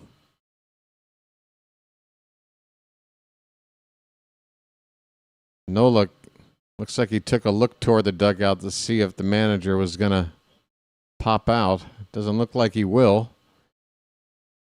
Ground ball double play could get him through 5 innings, but I would have to think another base runner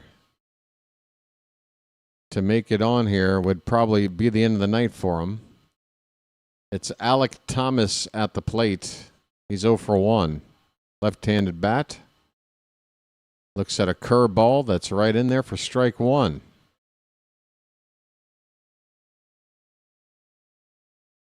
Curveball's been working for Nola tonight.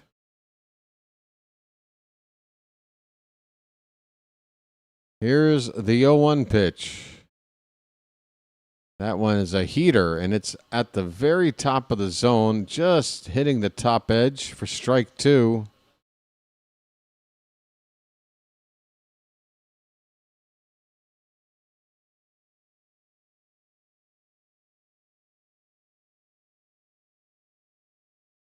The 0-2 to Thomas. There goes the runner. The pitch was high. The throw down is a strike, and they nail the runner at second base.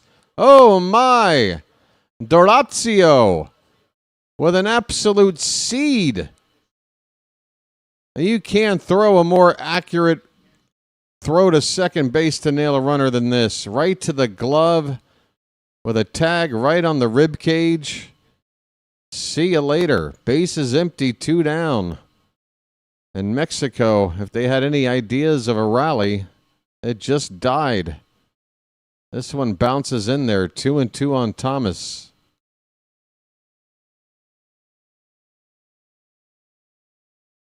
I hear thunder in the background over here. It's a good thing. Man, we need rain over here.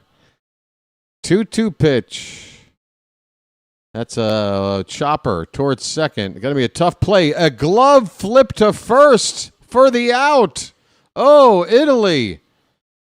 You are really impressing BW over here. I mean, they came up with some dazzling plays last night against the Americans, and they are showing off the leather again here against Mexico. What a play over there at second base. He had to do that just right. That was John Birdie, the veteran, making that play. This game is half over, but if you're here to see what's going to happen for the U.S., the game is over. The U.S. will advance. The question now is, well, there is no question. If Italy wins, and it looks much more and more like they're going to, that means the U.S. will be the Team B coming out of the pool. Italy will take top seed going undefeated. So what kind of first knockout stage matchup will the U.S. be in for? I'm sure it will be a tougher opponent than it would have been had we won the pool.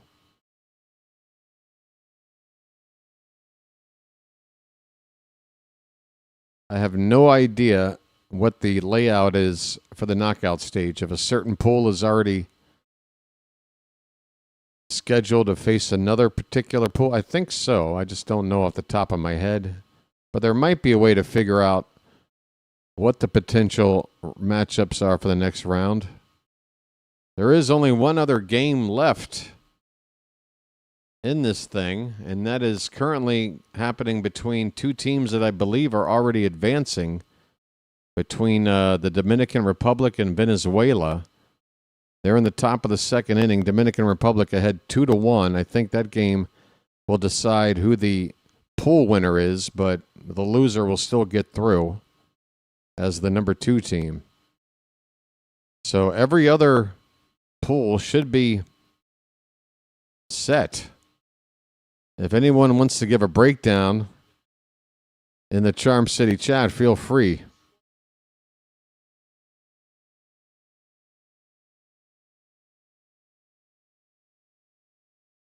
There's that double play Italy turned earlier. Nola was in command.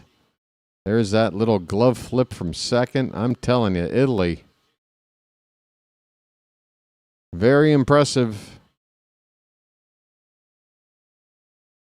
Okay, Duarte, a right-hander, is on in relief for Mexico, and he'll be facing the middle of the Italian order with Vinny Pasquantino at the plate.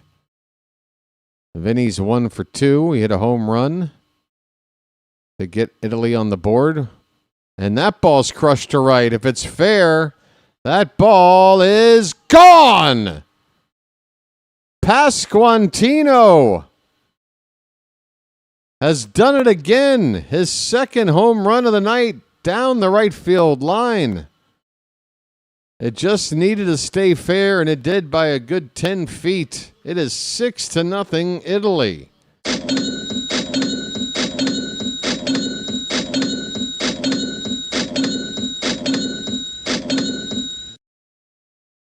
Okay there, Alexa. Alexa, I'm getting a little concerned about your very much involved with the person who we don't want to have anything to do with this channel. I think I might have said this to you once. You're kind of giving me some red flags. If this is you, Doug, I will acknowledge that this is your most successful attempt at infiltrating the channel. Alexa, if you're not Doug, I apologize, but I'd probably just, ignore that whole thing.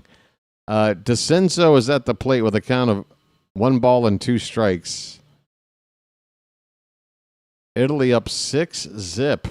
They took an 8-0 lead against the U.S. They take a 6-0 lead against Mexico. This ball's hit to right center. And it'll be caught on the run and right by Duran. For out number 1. You wouldn't break my heart like that, would you, Alexa? You're really Alexa, right, Alexa? It would really break my heart.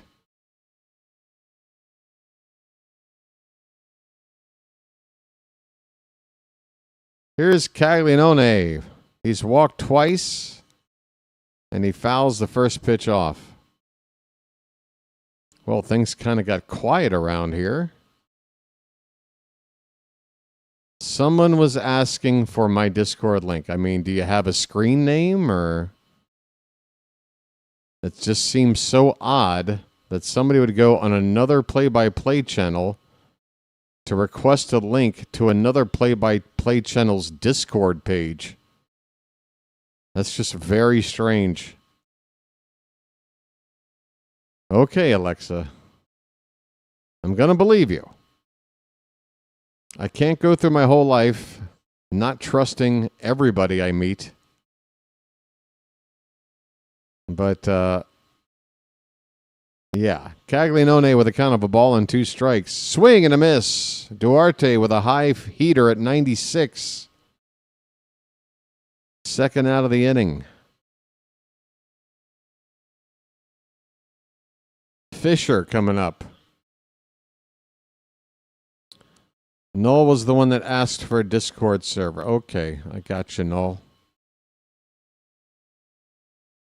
I know. Now it's to the point where I'm like one of those like paranoid Vietnam vets going through shell shock, constantly on edge, frayed nerves. I'm John Rambo, everybody.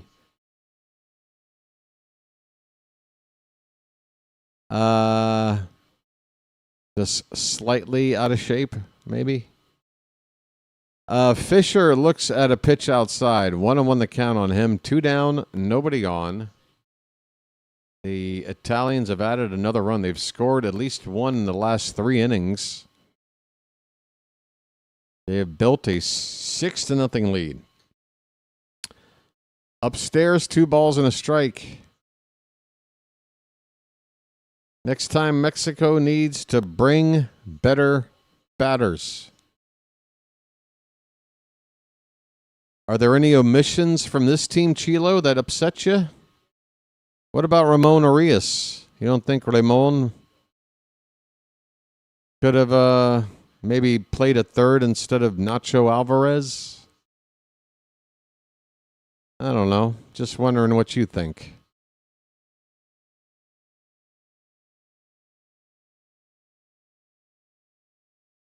And there goes my stream again. It's so weird. It's so weird.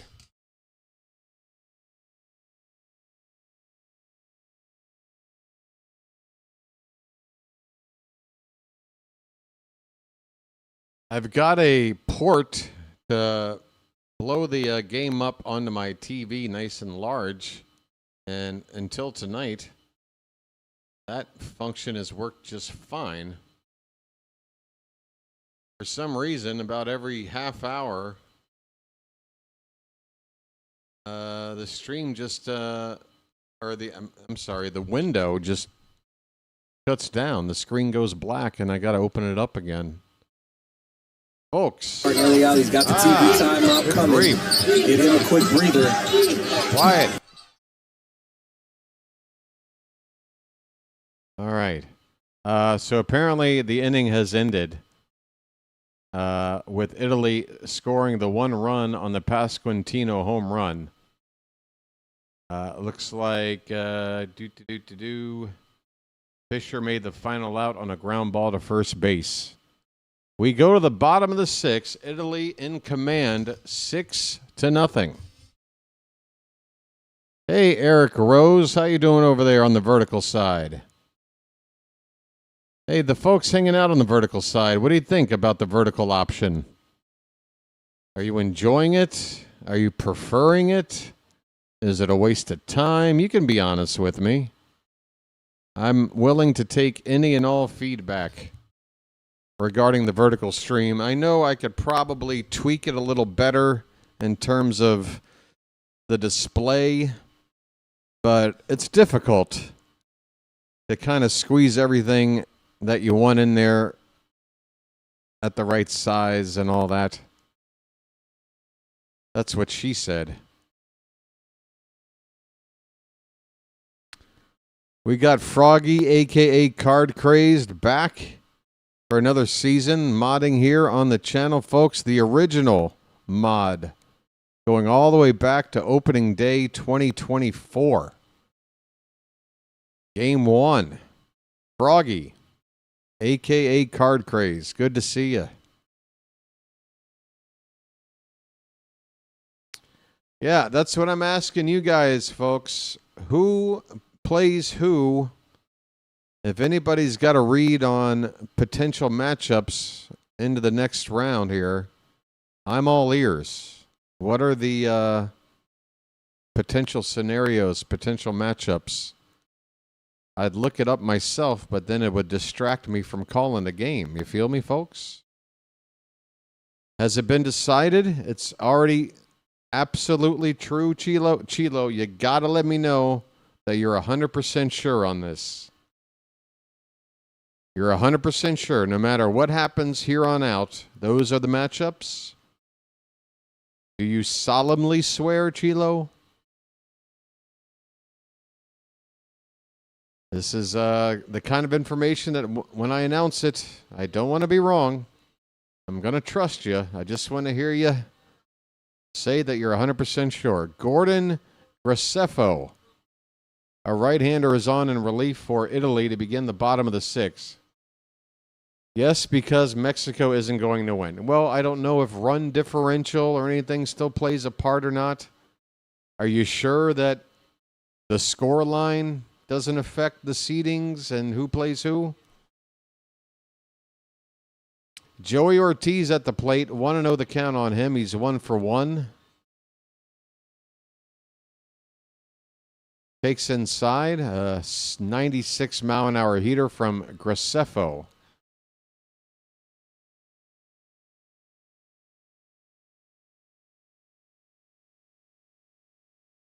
I know how you feel about your team not winning, Chilo, but the point is to make sure that there's no scenario where the matchups you're saying might change, that those are locked in.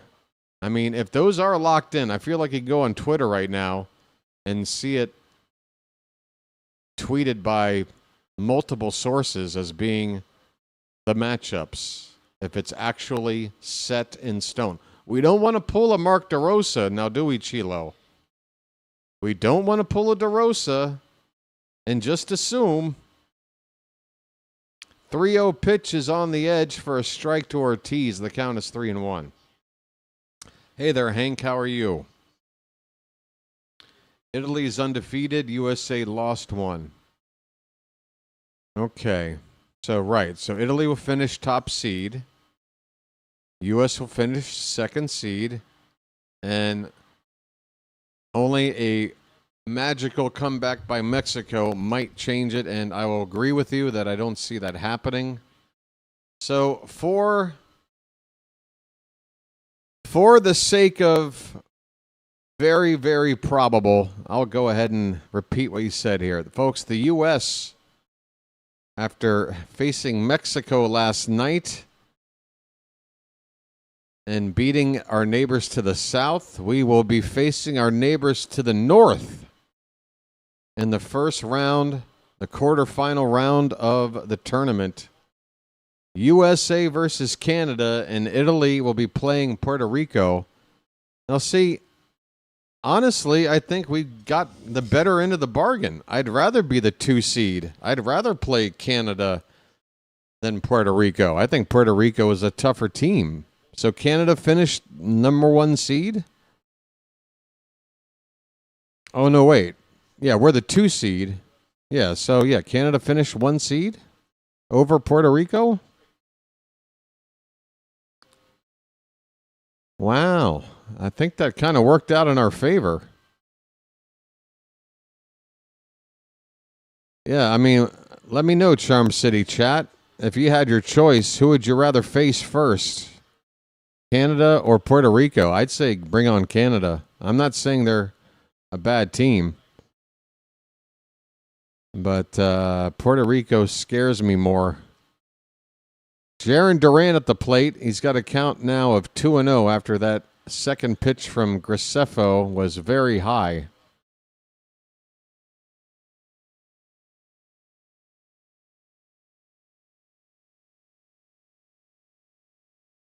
Facing Popeye, huh? Hey, Marcia. Whoops. Ahoy there! Anybody home? So Gunner versus O'Neill in a couple of days.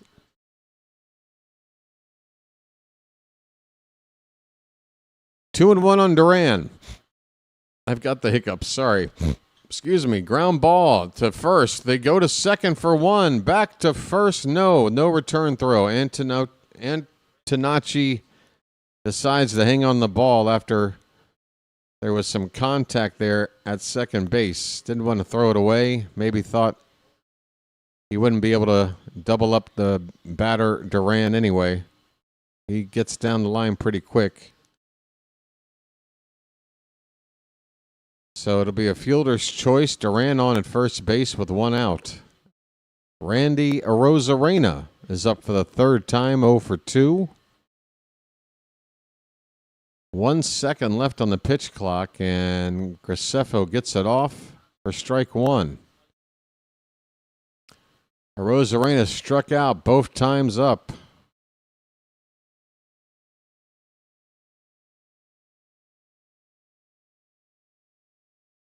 Graceffo, the 0-1, perfectly spotted on the corner for strike two, outside at the knees.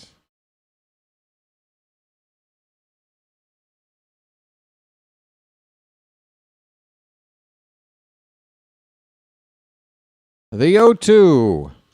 Oh, and now a curveball fouled away. Graceffo showing Arozarena all the goods.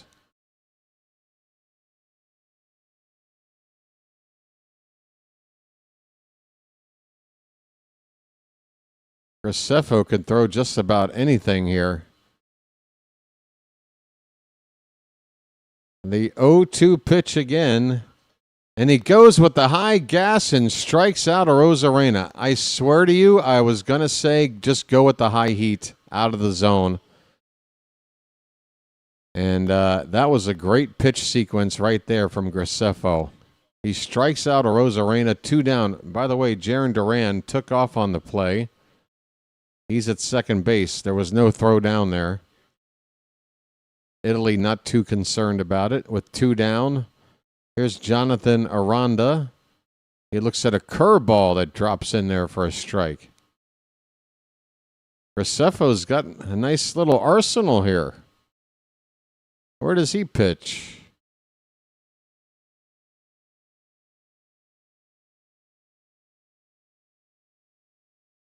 Catcher tells Graceffo to step off the rubber and reset. That gets a round of sneers and jeers from the Mexican fans. 0-1 pitch is outside. 1 ball, 1 strike. I'm starting to get hungry. I'm hungry. 1 ball, 1 strike, 2 down, runner at second. The pitch, breaking ball, swung on and missed, 1-2. Back to the curveball for Graceffo.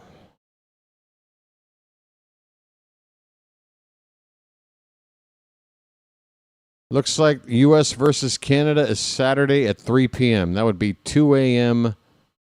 going into Sunday morning for me. Okay. And that will interfere with the Orioles game. What do I do? I mean, I'm going to start calling the Orioles game. With it being spring training, would it make sense to just call the first 6 innings of the Orioles game and then cut over the USA for the first pitch, knowing that the final 3 innings of the Orioles game is going to be a lot of fringe players not making the team, getting their at-bats in, and all that stuff? I guess I'm going to have to break my own rule and maybe cut out of the Oriole game a little soon, if that's going to be the schedule. 2-2 pitch to Aranda. Curveball. Try to hit the outside corner, but it's a bit inside. Excuse me, it's a bit off the plate outside to the left-handed batter.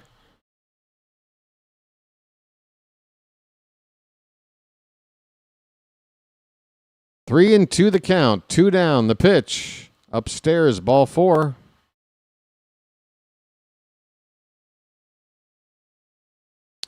That'll get the cleanup hitter, Alejandro Kirk, up. A long ball here would cut this 6-0 lead in half. Kirk is 1 for 2. Folks, we're on a push to get to 3750 on the sub count. We are just a couple away from watching that odometer roll over on your screen. If you're watching right now and you haven't subscribed, give it a chance, folks. It's free, and you won't regret it. Here's the pitch to Kirk. In there for a strike. Was that a changeup? Was that a splitter? Went in there at 88 miles an hour with some dipping action. The 0-1 on the outside corner, a little bit outside. 1 ball, 1 strike. Off the plate by an inch.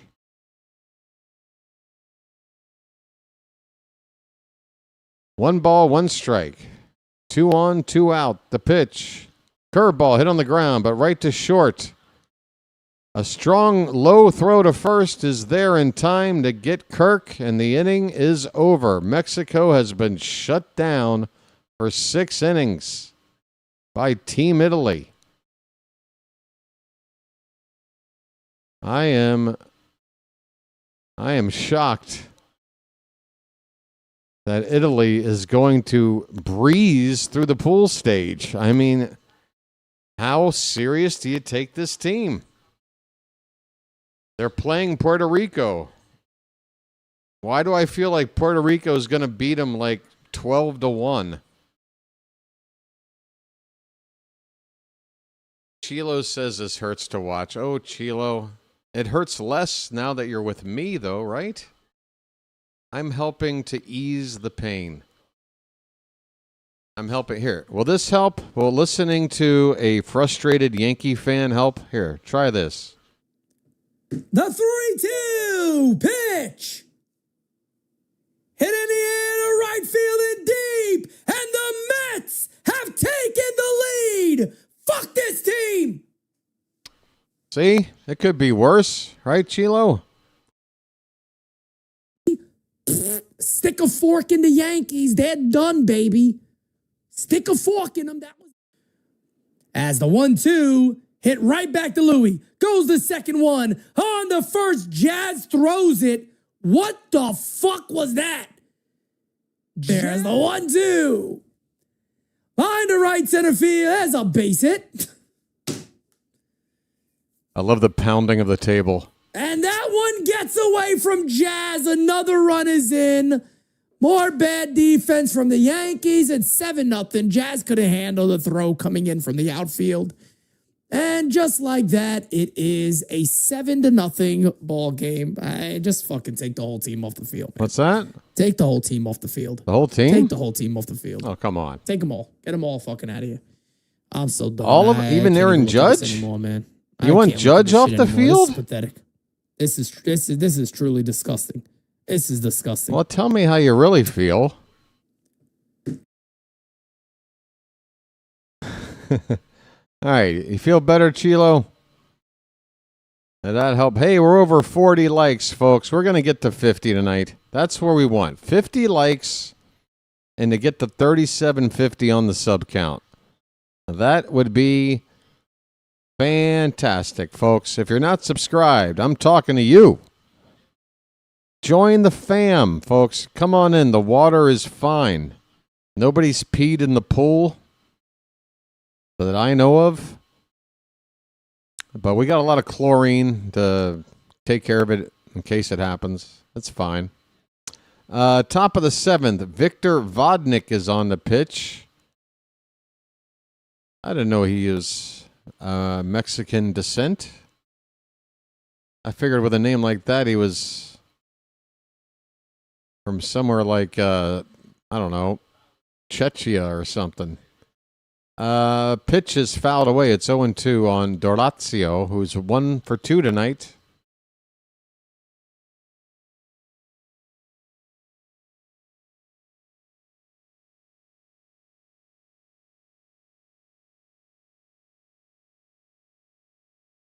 I'm going to have to reach for my granola bar here. I can't wait any longer.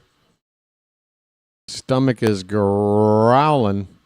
I don't know what the holdup is here. Fine, I'm grabbing it. They're showing camera shots of the 2 different dugouts. I don't know why there's a delay, but I'm starving. I can't wait.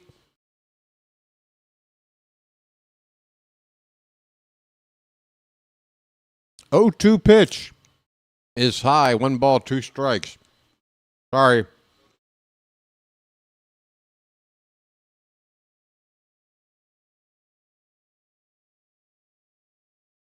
One and 2 pitch. Fouled off to the left.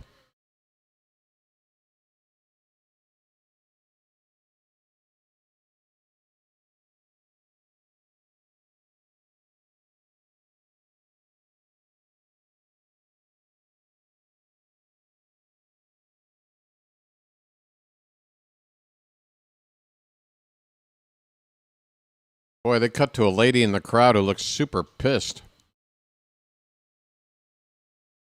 DeRosa fouls the ball to plate. The count is 1-2. The leadoff man for Italy here in the top of the 7th. They are in command 6-0 on the verge of winning Pool B.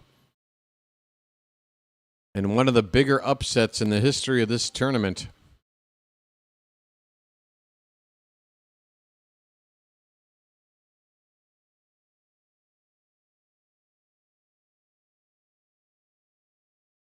One-two pitch bounces in there. It counts 2-2 on DeRosa.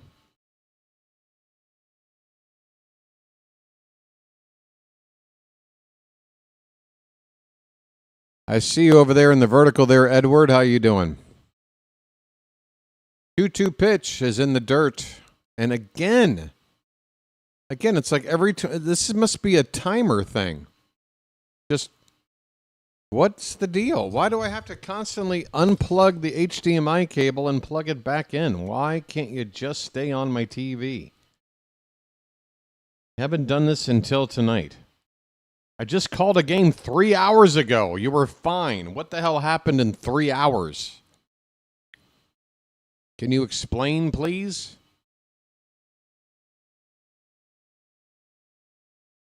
Sorry, folks. Just vocalizing a little frustration. We've all been there. When stuff doesn't work properly, you start talking to it. You start sounding like a maniac. All right, back on. 1 out in the inning. Nori is coming up to hit now. Let me tell you how that last out got made. DeRosa flied out to right. The first out here in the 7th. Nori is up.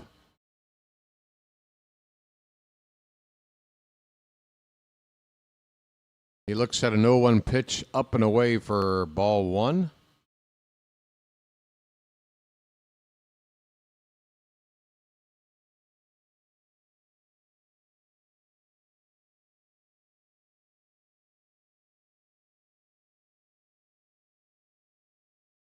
2-1 to count.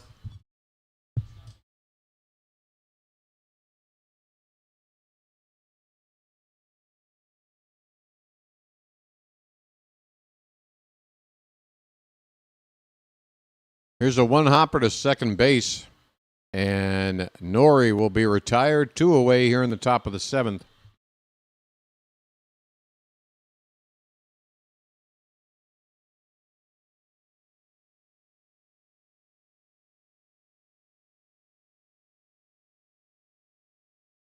All right, that should get me home.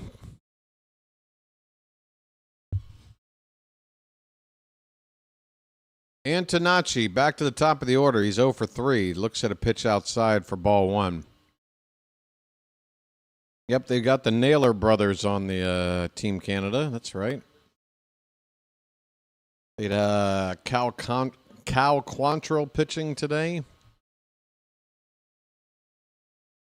They got some guys, you know.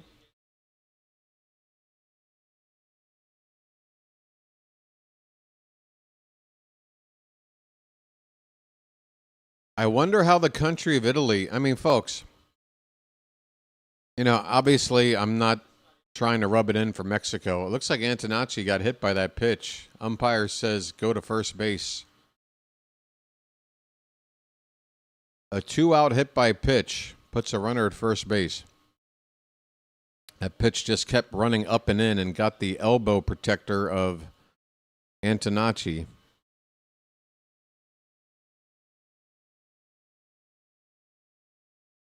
How popular is baseball in Italy, BW? Michael, I can't really tell you.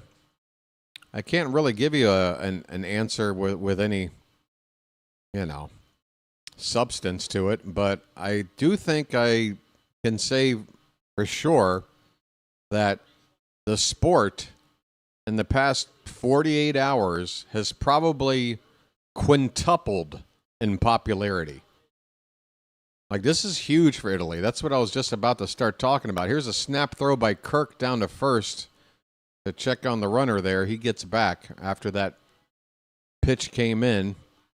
The count is 1-1 on, who's up? Bertie? Bertie is 1 for 2. That's a line drive over the glove of second base into right center field. Going first to third, and now the ball is booted out there in center field, and coming all the way home to score is Antonacci. My goodness. Alec Thomas booted the ball in center field in Mexico. This has gone ugly. This has gone completely pear-shaped for our neighbors to the south. Antonacci was hustling all the way around the bases. Alec Thomas with a, I don't know how you can account for that kind of an error. It is 7-0. Jacob Marcy. That pitch is called a strike, and that was outside. I think the umpire at this point is trying to be a little bit merciful to Team Mexico.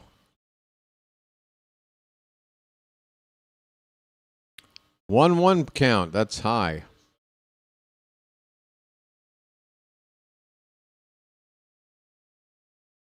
There's a fan of Team Mexico looking absolutely stunned in his chair.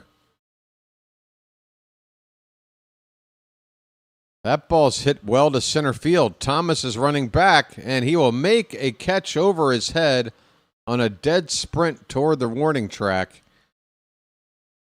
That makes up a little bit for the error, but not enough. How did he... Let me watch him. God, he really booted that ball.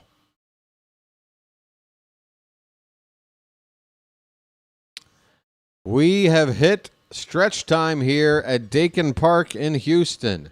Italy has had themselves a hell of a pool stage in the 2026 World Baseball Classic.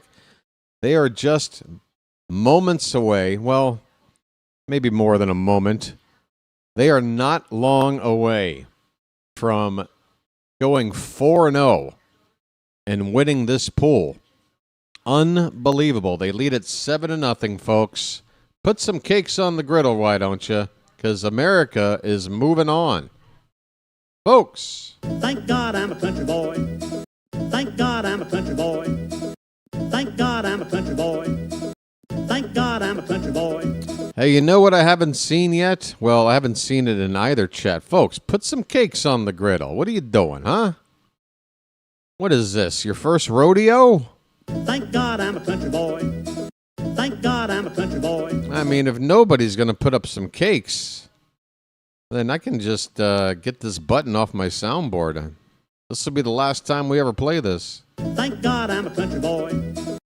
Thank God I'm a country boy. Yep.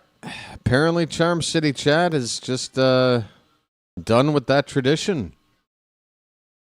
Of all the nights for it to happen, too. I mean, this is a bit sad. All it takes is one person to maybe throw one cake out there. But chat has spoken, or in this case, not spoken. All right, no more tradition. No more cakes on the griddle.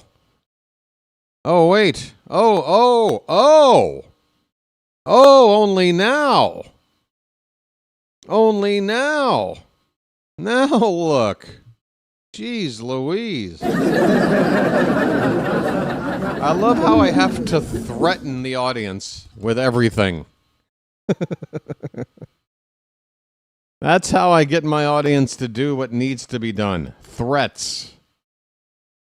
I'm really not a fan of threatening people. Really not anything I enjoy. But there you go. The tradition will survive. Maybe there's a bit of a lag issue. Maybe that's what it is. Maybe there's a lag issue. Hang in there, folks. This frickin' game, I might just finish watching it on my laptop and just say, screw the big screen. Because I'm tired of fidgeting with this. Whoa, look out. Here we got a line drive in the left field. That's a base hit. Leadoff hitter for Mexico is on with a hard single to left. Okay. All right, here's the plan. I'm going to watch it over here, but I have to go full screen on the laptop, which means I won't be able to monitor the vertical side at all. So you vertical people, behave now. Behave. Here's Nacho Alvarez. So Meneses gets on with a leadoff single here in the bottom of the seventh. Mexico, if only just to avoid getting shut out, they need to rally, do something here. There's a strike.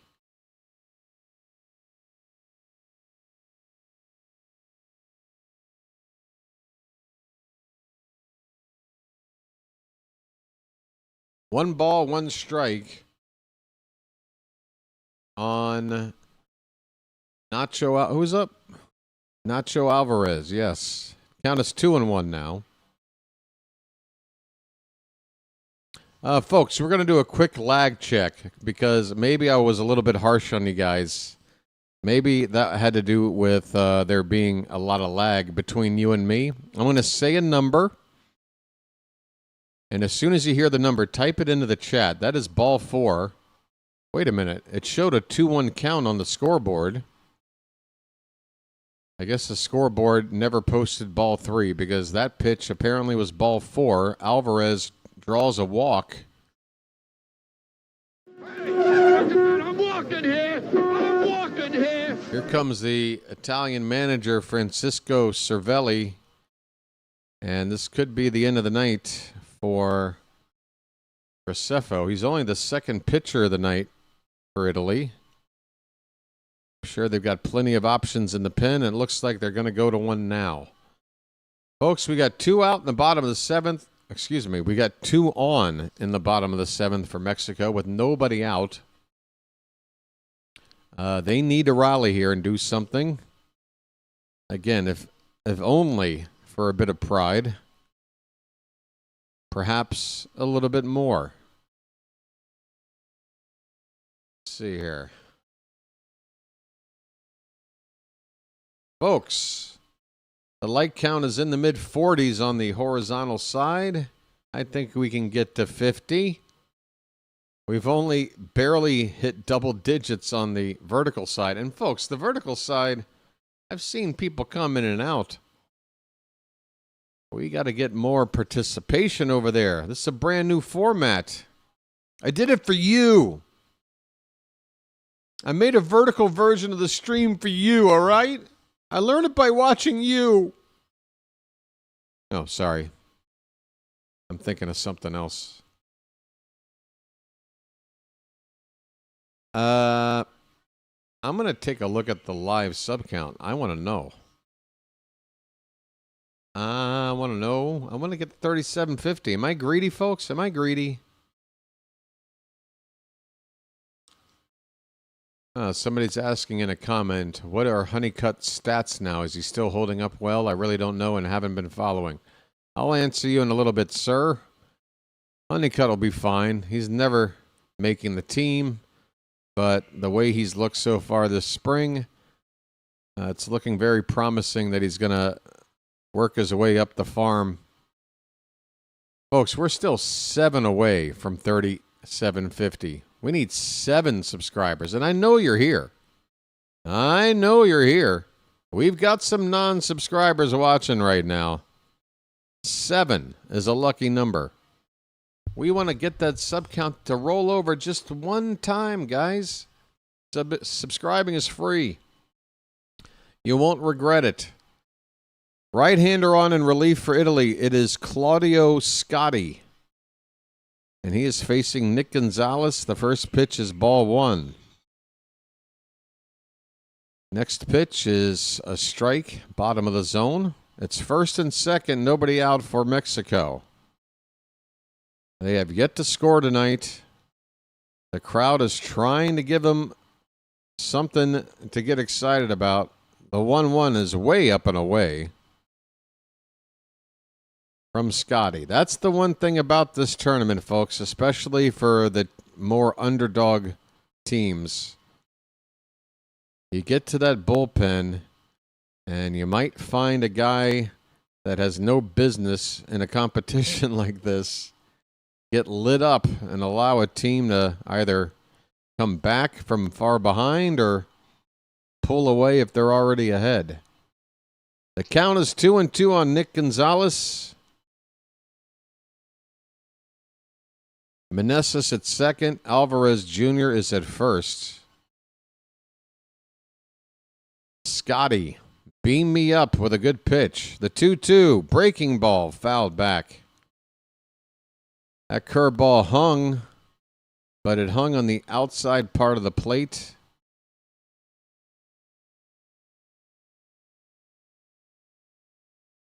We've yet to see Miles Mastrobuoni in this Italian team between the game against the U.S. and here.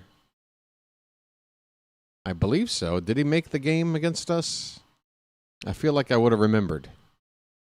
The count is run full, folks. That pitch missed. 3-2 the count. And the crowd getting even louder now. This is not the typical volume you hear from a crowd watching a team that's down 7-0. That is ball 4. Gonzalez very animatedly flips his bat away to take his base. The bases are loaded for Mexico.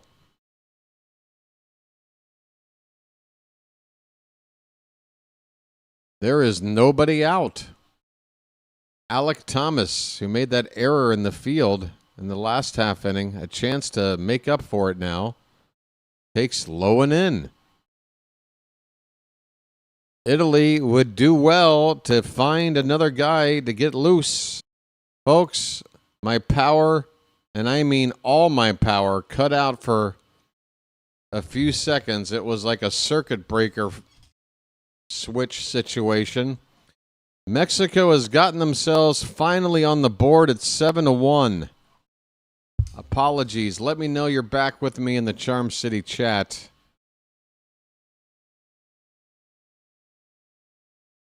Let me know you're back with me, folks.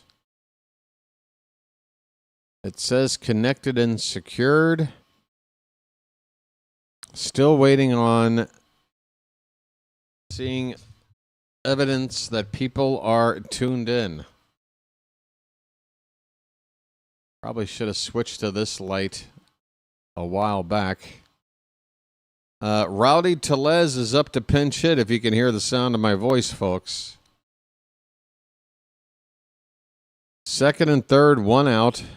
So I'm assuming that was a ground ball fielder's choice to drive in the run and move up the other runners. If it was a sac fly, I'm not sure if the runner at first would have been able to get to second. So I'm going to go with a ground ball RBI ground out. Telez fouls one away. Hey, folks, is anybody here? Are you here? Hello? Are you here? Can you hear me? Can you feel me near you?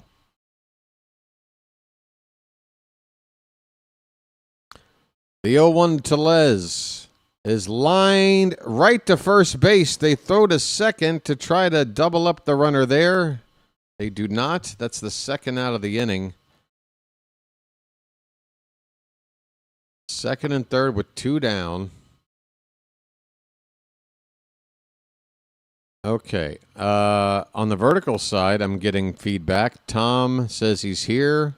Carl says he's here, but I'm not getting any feedback on the main channel, the horizontal side. Anybody there? Apparently 50 people are watching. Maybe I need to just refresh this chat page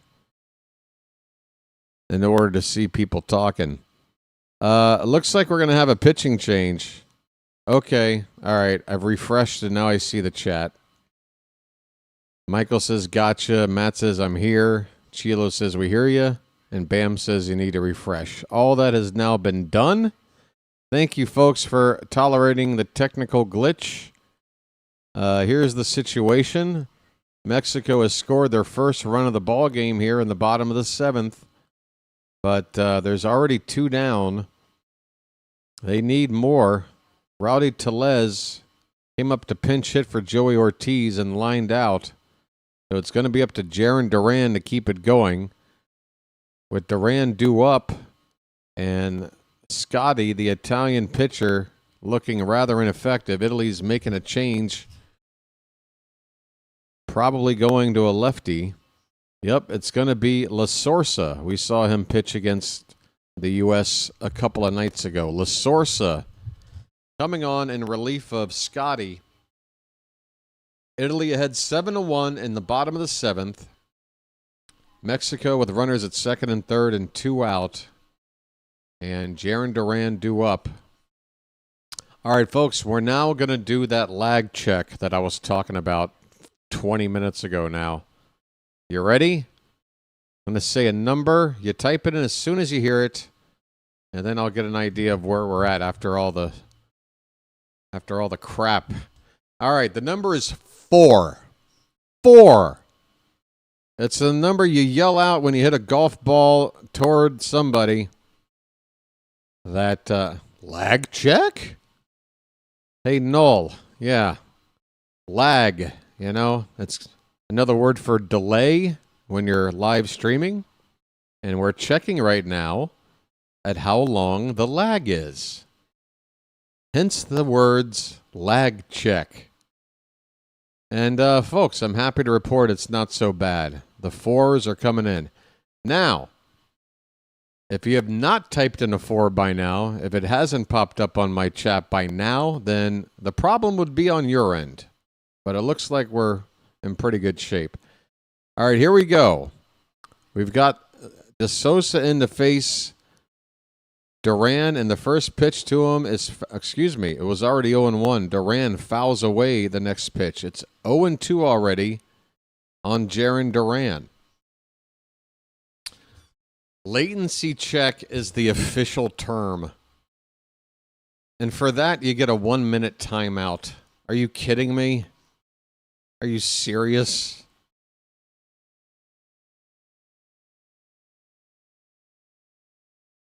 Well, guess what, Null? Everybody else knew what I was talking about and are okay with it. But thank you for correcting me on the correct technical term of latency check. Thanks, Null. I'll see you in a minute. Here's a 1-2 pitch. Check swing. He went around. Duran went around to end the inning. And Italy is pumped. They do give up a run. The first run scored by Mexico, but they put out the fire. It's not a big inning. We head to the 8th. Italy ahead of this one, 7-1. I'm sorry, Null. I had to, dude. He'll be back in like 20 seconds. But come on, man. So were you just playing coy with me when he said lag check? Like, what is that? Did you not know what it was, but you wanted to tell me what I was supposed to call it? Okay. Why would I say that? I said lag check several times. An L and an F aren't even close to sounding like each other. Oh, you're just busting my balls. Thanks, Null. Okay. Appreciate it. For future reference, when I'm in the middle of trying to fix technical issues, probably not the best time to bust my balls. I'm trying to get the stream up and running. I'm trying to check to make sure everybody can, enjoy the content. Yeah. I guess that's just sensitive old me not wanting my balls busted during a lag check. Anyway, the lag check was fine. We're moving on. Welcome back, Null.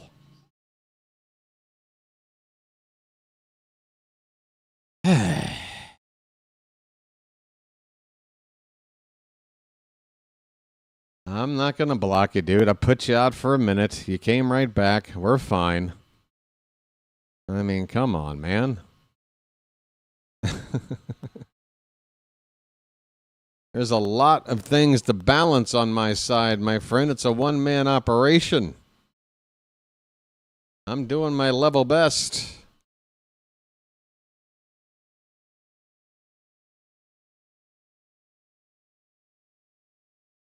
All right. Anybody got a new topic they want to bring up? Oh, I thought the likes were starting to go down after my attitude problem there for a minute. Italy is pumped after getting that final out in the last half inning. That would be something about Mary, Michael. Circa 1998. Robert Garcia, a lefty, is on in relief for Mexico. First pitch is ball one to Vinny Pasquantino. And the next one is fouled away. 1 ball and 1 strike. Null, we're good. We're good, dude. And trust me, I know that's not the first attempt you've made at busting my balls. I pay attention. And ball busting is okay. It's just about ratios, okay? If you're here busting my balls 25% of the time, that's fine. But if it's 50% of the time or more, no. It just kind of gets annoying if it's that common, right?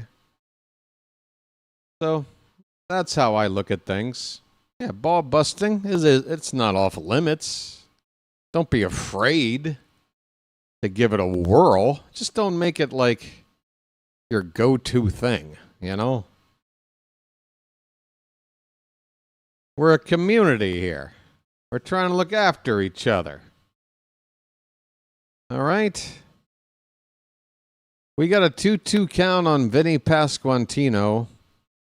We're in the top of the 8th.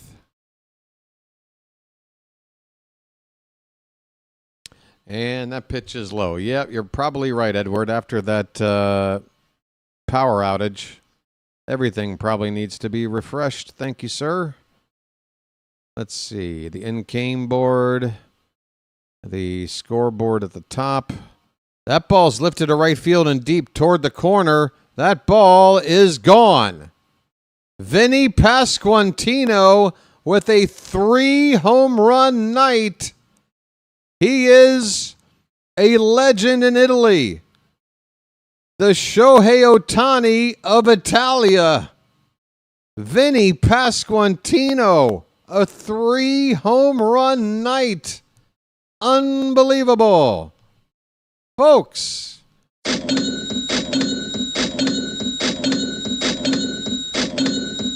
I have to imagine that's the first 3-homer game by any player in this tournament. Does anybody know? Unbelievable. 8-1 Italy. And he gets more kisses from his teammates. Cheek to cheek. Wow. What a night for Vinny. DeCenzo at the plate 0 for 3. He's got a count of a ball and a strike. Bases empty. Still nobody out. 8-1 Italy. Here's a line drive to right. That's down for a hit. DeCenzo with his first hit of the night. He's a 1 for 4. And the beat goes on for the Italians. This is amazing. I don't even know if Chilo's around anymore. I wouldn't blame Chilo for getting away from this one. Absolutely stunning, folks. Caglianone up 2 walks, 0 for 1 otherwise. Looks at a strike. Yeah, what is in that espresso machine? I'd like to know. I think every major league dugout is going to install an espresso machine before the opening day comes around. Folks, I drink espresso every day. I mean, it's in the form of a latte, but they're espresso shots with some milk. I love me my espresso. There's a swing and a miss, and that is strike 3. First out of the inning. And there's that espresso machine at work, folks. They're pouring another cup. They're tapping that button. You got to love it. You got to love it.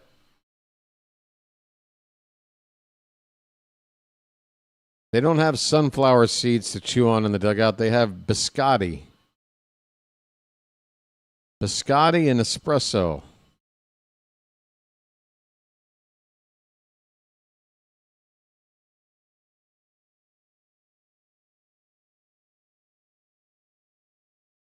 Here's a check on DeCenzo. He's back in there.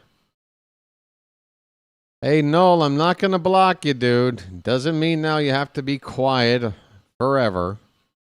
You can come on back. It's cool. Again, I'm not trying to be overbearing. It just felt like you went for an initial ball bust, and I'm like, dude, well, what are you doing? And then you kind of went for a second bust when I really didn't indicate that I was in the mood for the first. And I guess I kind of got a little annoyed trying to handle the game cutting in and out on me over here. So, look, I apologize, Null. All right, we're cool. You can pick on me. It's okay. You can. Just understand I'm human, and sometimes you kind of, not in the right mood to get picked on. That ball is going to split the gap in left center field. This Italian team, here comes a play at the plate. The run comes in to score. It's an RBI double to make it 9-1. And this game is over, folks. Unbelievable. Italy is going to win this pool and win it in convincing fashion. I mean, the closest game is going to wind up being the one against us. And at one point, they had an 8-0 lead there.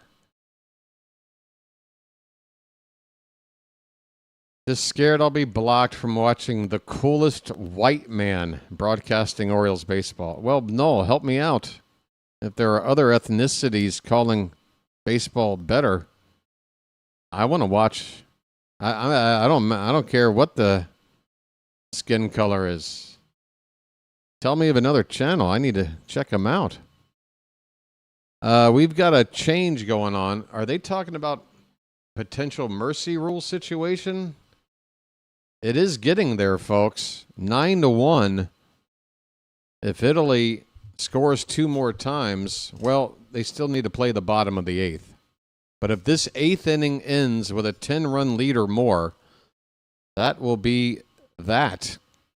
Mercy rules will take over, and Mexico will not play a 9th inning.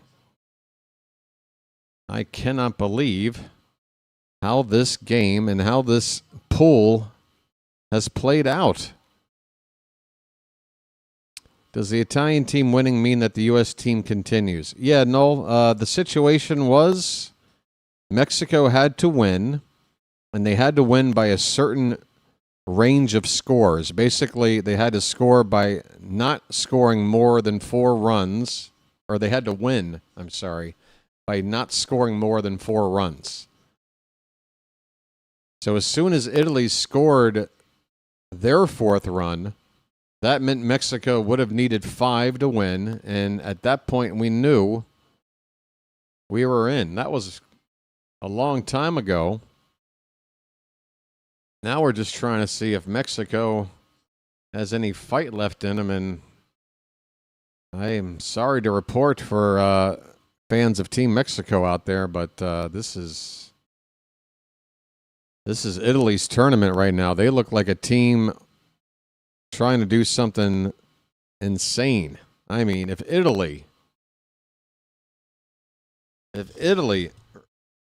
actually continue to progress through this tournament, how do you not root for them on some level? I mean, what an underdog story. DeRosa is at the plate. Ramirez, a new pitcher on for Mexico, a right-hander. First pitch is high. J.J. DeRosa is 1 for 3. A single back in the 5th inning. Runner at second base with 1 out. That's upstairs 2-0. Italy has scored now in the last 5 innings. In 6 of the 8 innings they've come up to hit. How do you like that for some offense? This pitch is foul back. And remember last night the box score for Italy? The top 5 batters in the order going a combined 0 for 22. And they win that one.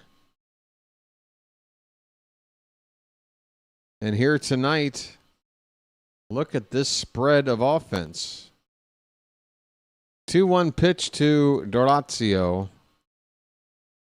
is a check. Did that get him on the elbow or somewhere? No, on the bat. It's a foul ball.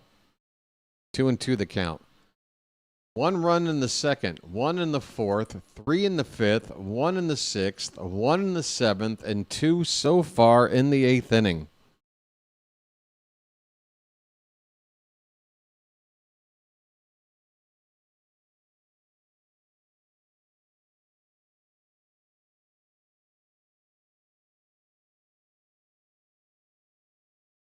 Here's the 2-2 pitch. Curveball fouled away. We'll do it again. All right, my only way to check on the vertical side is to jump over here for a minute. Hey, there's Tom over there. How you doing, Tom?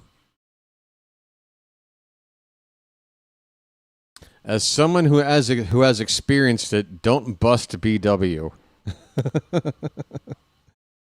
I mean, you know, everyone can give it a whirl if they want. I would advise no, because I'm pretty stubborn.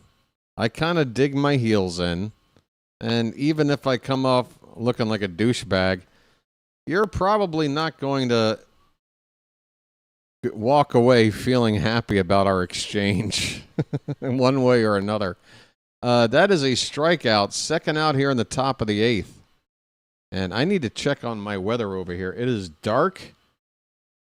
There are thunderclaps that I can hear going on. And again, we have not had rain in my area for a while. And I live in an area where the longer you go without rain, when it finally comes, it usually means a big one with some flooding of the streets. I got to pay attention. Here's a pinch hitter, Nick Morabito, batting in the number 9 spot. And he takes up and in for ball 1. Morabito is in the Mets farm system.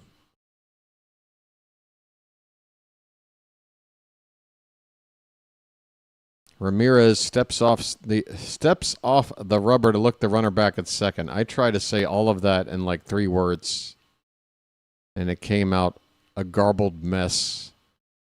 Talking for 3 hours straight is not easy. Here's a ground ball to third. Nice short hop pick over there. Throw to first in time, and that'll end the inning. But Italy keep adding on. It's their biggest lead of the night.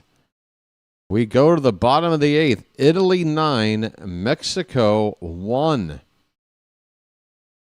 All right, let me go check on what the weather is doing here. I'm glad me and Noel made up. Again, Noel, I take some blame for my behavior as well. Okay? We're cool. We're cool. I'm an amicable guy. I want to get along with everybody. I do. I'll be right back.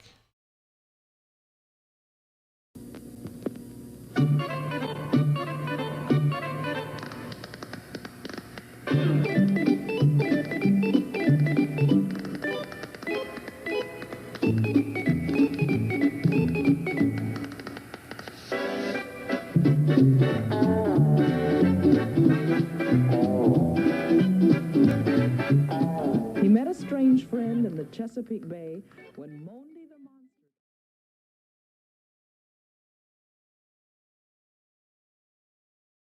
All right, I've been told we've got on the line right now a live look-in with the team from Team Cuba celebrating right now at a local Baltimore nightclub. Where you from? Baltimore. What? Baltimore. Baltimore? What's that? Look, it doesn't really matter, all right?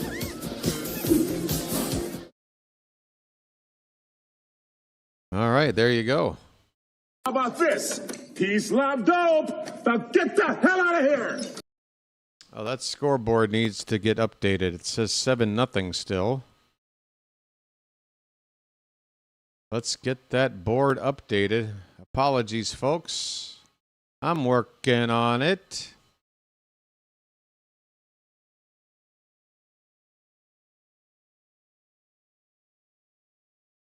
We got through most of this game without having to update anything. But once that power outage happened for a few seconds, now we're back to constant fiddling. The sub count number has disappeared. Even the sub count number has run away. Adam Ottavino. Hey, I should have known he was Italian, huh? With a name like that. Hey, Ottavino, huh? Coming in here. His 3rd career WBC appearance. We've got changes on defense for Italy. Let me tell you about them. Sagasi is in at shortstop. Moving from shortstop to second base is Antonacci with John Birdie coming out of the game. And in left field, after pinch hitting for Nori, Morabito is out there. Ottavino on the mound, 1-0 the count on Arozarena. He'll be followed by Aranda and Kirk here in the bottom of the 8th. It is 2-0 on Arozarena. Oh, yeah, this is what we needed. We got rain. It is only 81 degrees here right now, which is great. The sun's not out. It's cooling down. I'm very happy. But I don't want it to rain so hard where I can't run out and grab a bite to eat before it's knee-deep water in the streets. So I need a window here. It's going to be a short post-game wrap-up, folks. That's a leadoff walk to Randy Arozarena. Not a good thing to do with an 8-run lead. Walk the leadoff man. Those strikes. Ottavino, come on. You've been around. Aranda looks at strike 1.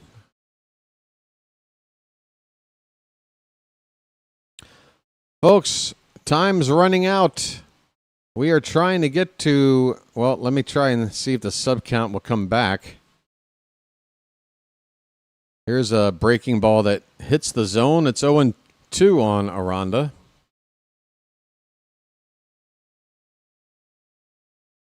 Let's see if that works. Hey, it's back. We're trying to get to 3750, folks. It's 3740 something. So just sub it up. And if enough of you do, we'll get to 3750. Easy peasy lemon squeezy. The count is 1-2 on Aranda.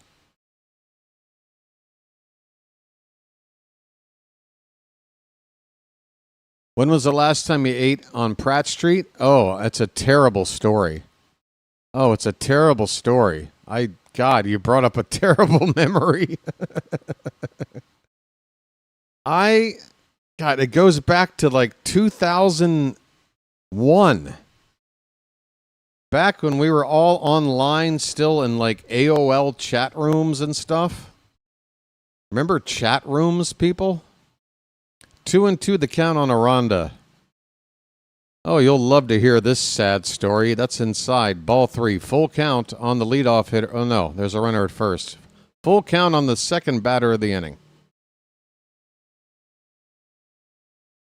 So, not that this was a regular habit of mine, but I met an interesting young lady online. I was probably about 24 years old. There's a called strike 3. Ottavino gets Aranda looking. Aranda looks upset with the call, but that was a strike all the way. Meanwhile, on the pitch, Arozarena gets to second base. The home plate umpire is barking with Mexico. That was a strike. Mexico has lost the plot. Let me look at this and make sure I'm right. That is a strike all day. What are you complaining about? That is right in there. I am honestly shocked. I think Mexico has just gotten... they're never going to come back with that kind of mentality. They are frustrated. Alejandro Kirk looks at a first pitch strike. Hey, look at Null becoming a Magic member and getting himself some binoculars. I love it. Message for you, son. And I want to thank you very much for that. Kirk lifts a fly ball down the left field line and foul. It's 0-2. Welcome in, Null. Or welcome back. I think you had a free Magic membership at one point, right? Folks, I've learned how to do things now. Just browbeat your audience. Maybe shame them just slightly, and then they become members. This really is like a cult. No, Null, I really appreciate the gesture. I love to add another Magic member to the Charm City chat. You know what it works out to in the regular season? 17 cents per ball game. That's not a bad way to help keep the channel going, right? That's like 2 cents an inning. 2 bits. The count is 2-2 on Kirk. The pitch. Swing and a miss. Kirk waved at a pitch, low and away, no chance. 2 down. We're not worthy. Everybody here is worthy. As long as you always agree with what I say and do. I'm kidding.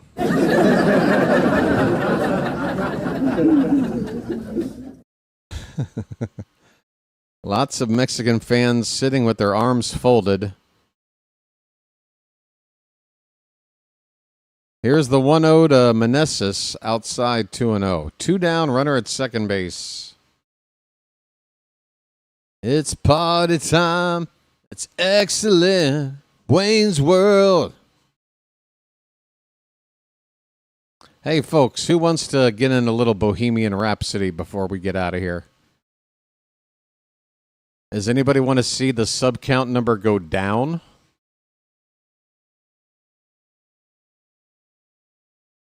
Is this the real life? Is this just fantasy?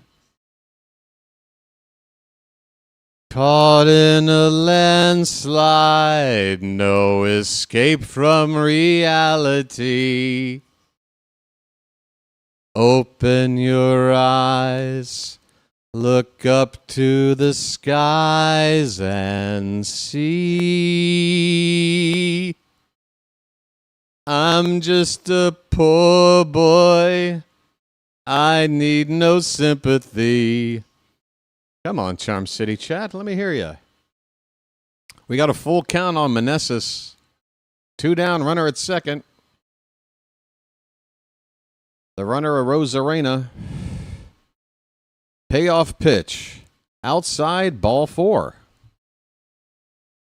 The inning will continue.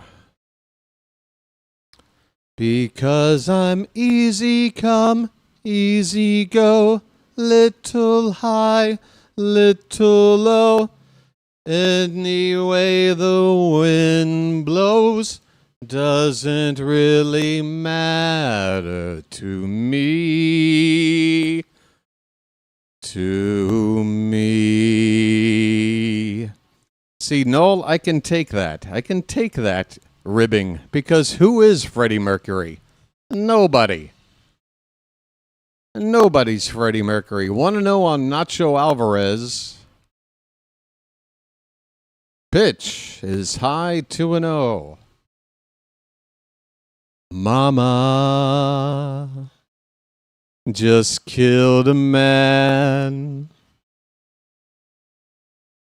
Put a gun against his head. Well, I know to keep the register low, George. I'm not going to try to... Do I look like an opera singer to you? Is that a hit by pitch? Is that a hit batter? Bases are loaded with 2 down for Mexico. And Italy's going to make a change here. Ottavino coming out. Italy ahead 9-1. Mexico with the bases loaded here in the 8th with 2 down. Italy has out-hit Mexico 10-5. Oh, you were defending me. All right. Where did I leave off? We got a commercial break. Come on, let's go, folks. I want to get to the, do the Fandango part. All right. Where are we? Mama just killed a man. Put a gun against his head. Pulled my trigger, now he's dead. Mama, life has just begun. But now you've gone and thrown it all away. Mama, ooh, didn't mean to make you cry. If I'm not back again this time tomorrow, carry on, as if nothing really matters.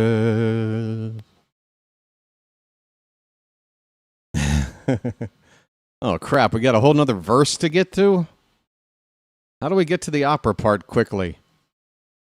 It's too late. My time has come. Send shivers down my spine. Body aching all the time. Holy shit, that was loud. Did that get picked up on the microphone? That might blow out a transformer and shut this whole damn neighborhood down. We got some scary storms. Maybe God's telling me to stop singing. What do you think? Where were we? Goodbye, everybody. I've got to go. Gotta leave you all behind and face the truth. Orioles is up as a pinch hitter. Quattrini is the new pitcher for Italy. 2 down, bases loaded in the bottom of the 8th. Phantom has returned, wondering what the hell he's tuned into. The pitch is a called strike.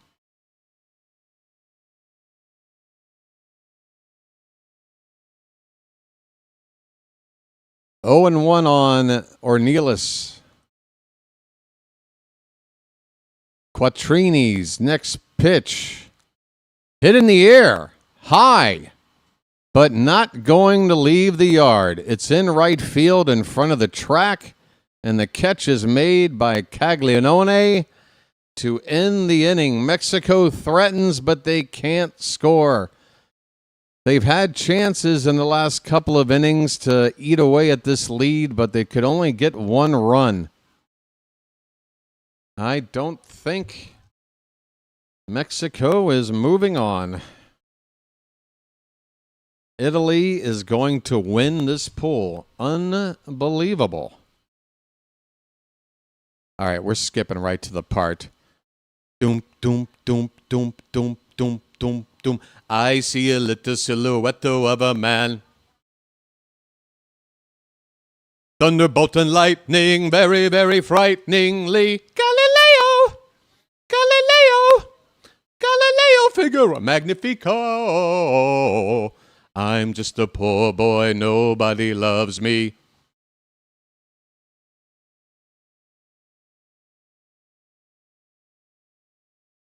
Easy come, easy go, will you let me go? No. Nobody's participating. We're trying to recreate the Wayne's World vibe here, folks. We're sitting in a gremlin, driving down the road, bopping our heads to some Queen. I mean, come on. I'm trying to make a little bit of fun out of this lopsided game in the 9th inning. Phantom started hearing it in the car. And he had to immediately pull over. Like, what the hell? Oh, gosh.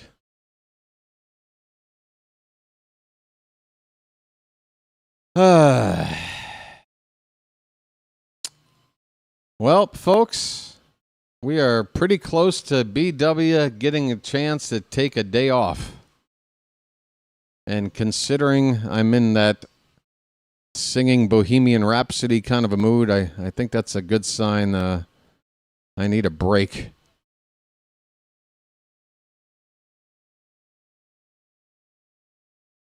Hopefully, the U.S. will have learned their lesson in the pool stage and maybe take the rest of this tournament a little bit more seriously.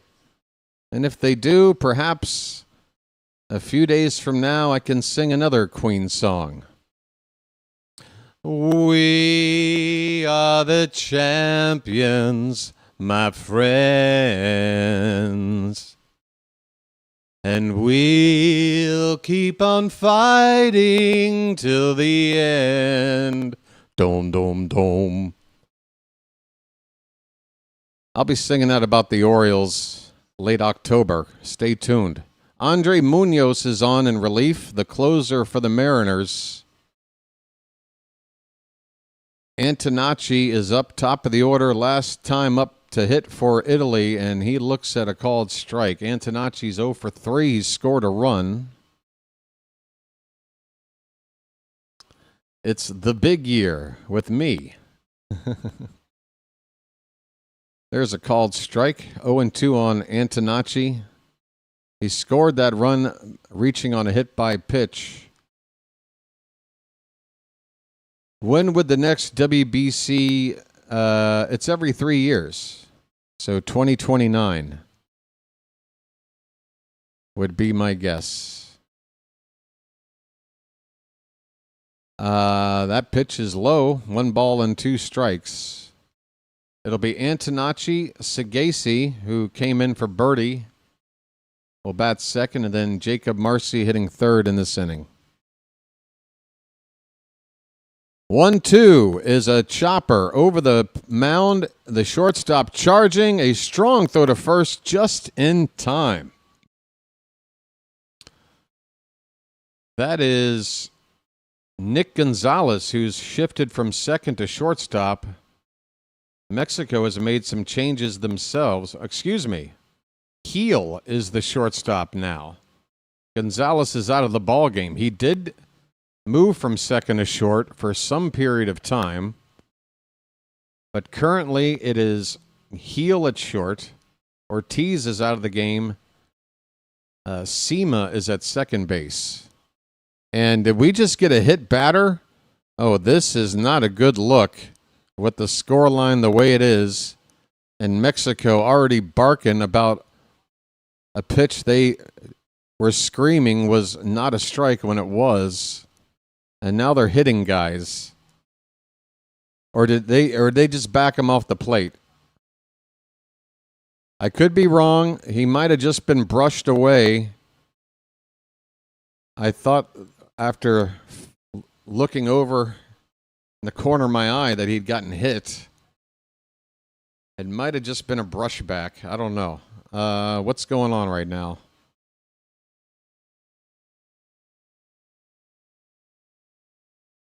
What is the deal?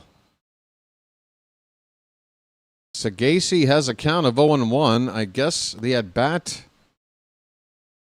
will continue. I guess what happened? I don't know.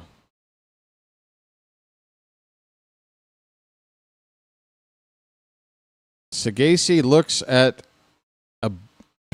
I don't know. The count is 1-1. I'm sorry, folks. I am running out of steam. I am so running out of steam. Trying to get over the finish line. This pitch is hitting the center field, backing up and making the catch in front of the track is Alec Thomas. 2 down. Sagasi flies out to center.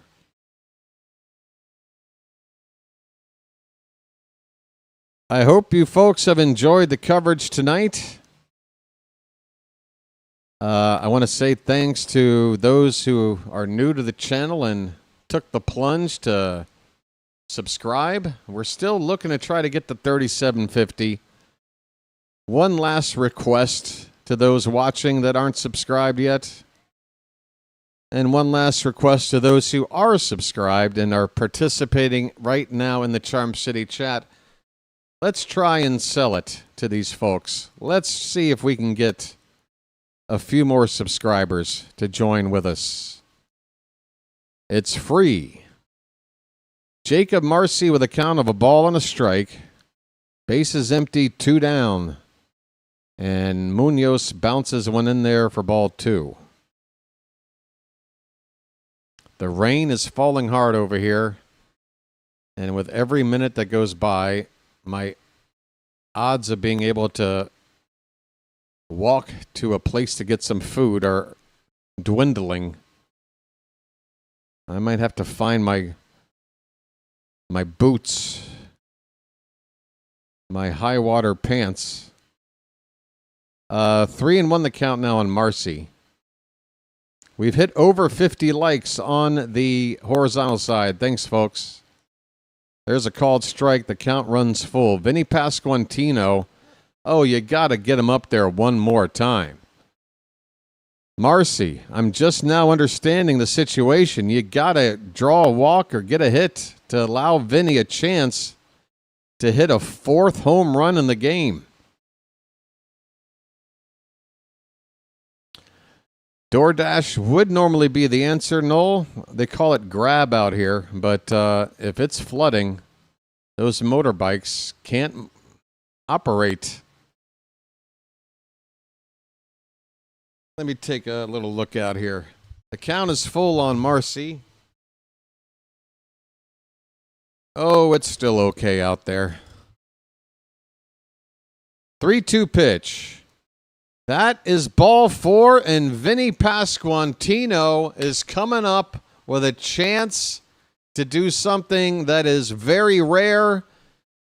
I don't care what baseball game you're talking about. Regular season, postseason, exhibition, spring training, rock and jock, MTV. I don't give a shit. Vinny's going for home run number 4. Can he do it? In fact, I see that there's already a 2-0 count on the screen. Folks, I'm taking that info off the screen right now because, I want this to be a surprise for everybody. It's a 1-0 on Vinny. Please don't spoil the result of this if you get it before I do. The pitch, low and away, 2-0. Vinny, 3-homer night. Pasquantino has a 2-0 count. The Royal first baseman facing the Mariner closer. That's outside. It's 3-0.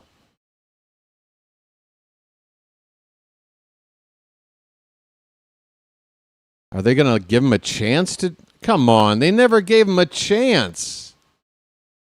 That's Bush League, Mexico. Come on, Munoz. You're a major league closer. You don't have the guts to throw one strike there for fear of that he will hit that 4th home run? Oh, that's just bad.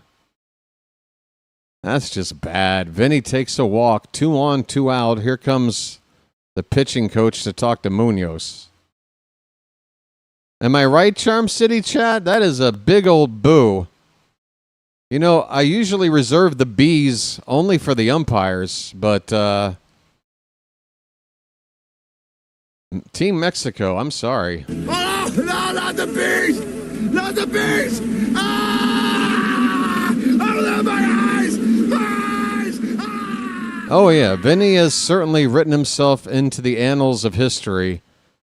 And again, I'm not joking when I tell you that, in my humble view, the sport of baseball in the country of Italy has grown in popularity in the course of a couple of days by multipliers.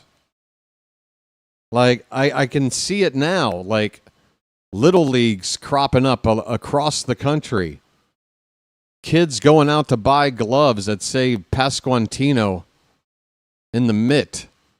You feel me? This game and this showing by Italy is going to do so much for the game of baseball for that country, I have to think. So, while I do feel some, oh, that's a broken bat grounder to short. This should end the inning, and it will. DeCenzo grounds out to shortstop. We go to the bottom of the 9th. And yeah, Mexico, it's tough to see them bow out like this. It's not pretty. There's a lot of solid players on their team that I respect. But this Italy story is, I I love it. I love stuff like this. I think it's great. And with Italy being 1 seed and us being another seed, I'm pretty sure that means we're going to be on opposite sides of this knockout bracket. Is that correct? Is that how they work it? Because if so, the only way we will face Italy again would be if we both made it to the final. And what a storyline that would be if that were to be possible. Bottom of the 9th. Slater says we're doomed. Nah.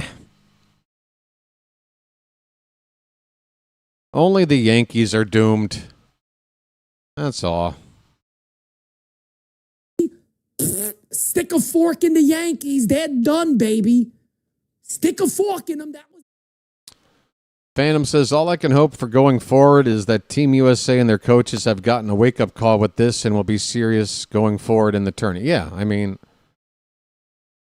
I have to think that they know that every move they make going forward is going to be under heavy scrutiny after how things went here in the pool stage.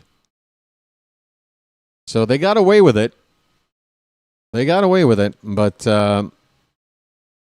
Mark DeRosa managing this team after this tournament, I will be shocked if he stays on. Probably time for some fresh blood anyway. Like me, BW. Or maybe Phantom over here. Give someone else a chance.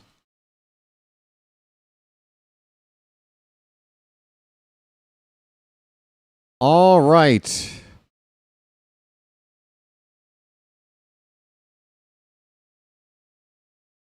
Let's watch the last half inning of this pool stage. Italy is going to win, barring a comeback for the ages from Mexico. They are down.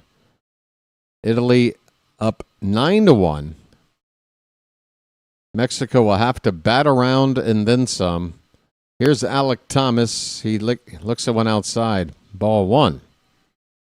Quattrini, who threw a couple of pitches to end the previous inning, is out here for the 9th. Here's a liner foul off to the left. 1 ball and 1 strike. Looks like the ballpark is thinning out here. Those still here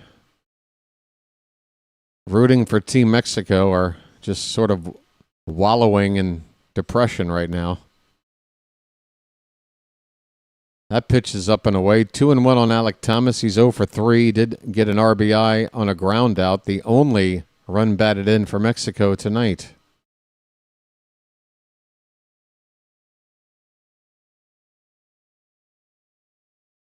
Oh, yeah. George, I got a lot of use out of it already. So it's not the best option, but it just is what it is. That's right. Tony DeRosa checking in. 3-1 Alec Thomas. That one's hit in the air. Right center. Not too deep. It's going to be caught in front of the track for the first out. 2 outs left for Mexico. They are about to go home a lot sooner than they would have thought.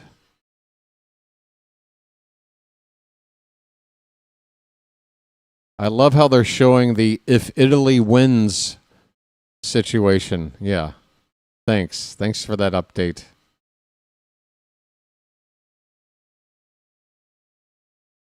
This pitch is inside Cerna, who's getting his first at-bat, I believe, coming into the ballgame in the number 9 spot.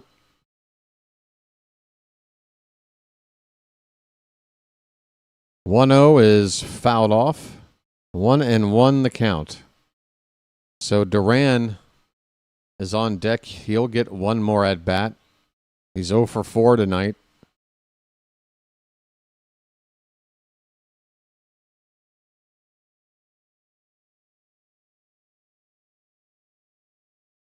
Quattrini's delivery is swung on and missed. Wow, that ball was riding in on the hands of Cerna, and he took a hack at it anyway. Comes up empty. 2 strikes on the batter. Oh, I guess we can have that info up here again if you want. There you go. Vertical side. There you go. Just didn't want that Pasquin. Oh, that pitch. A breaking ball that gets away and hits Cerna. There is a groan from the crowd, but it was a slow breaking ball. No intention there. A runner at first with 1 out.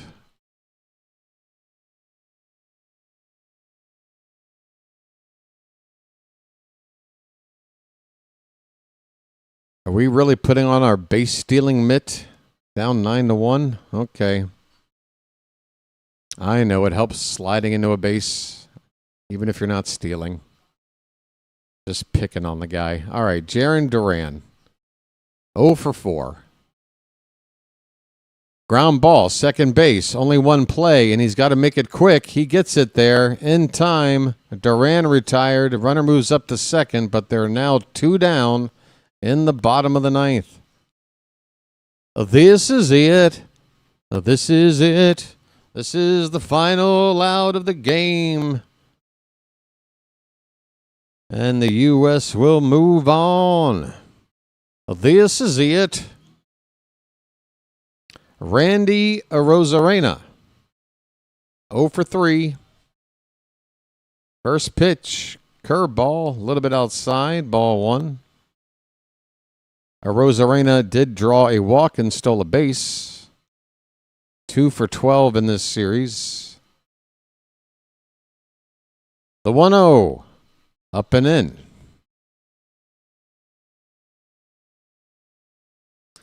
So again, according to Chilo, the matchups for the 2 teams advancing out of this pool are set.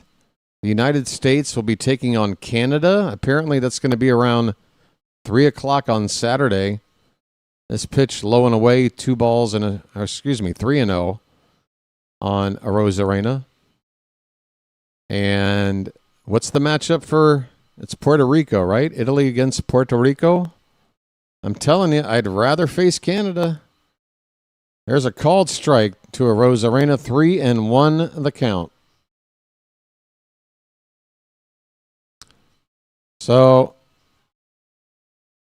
the plan is to call the Team USA game.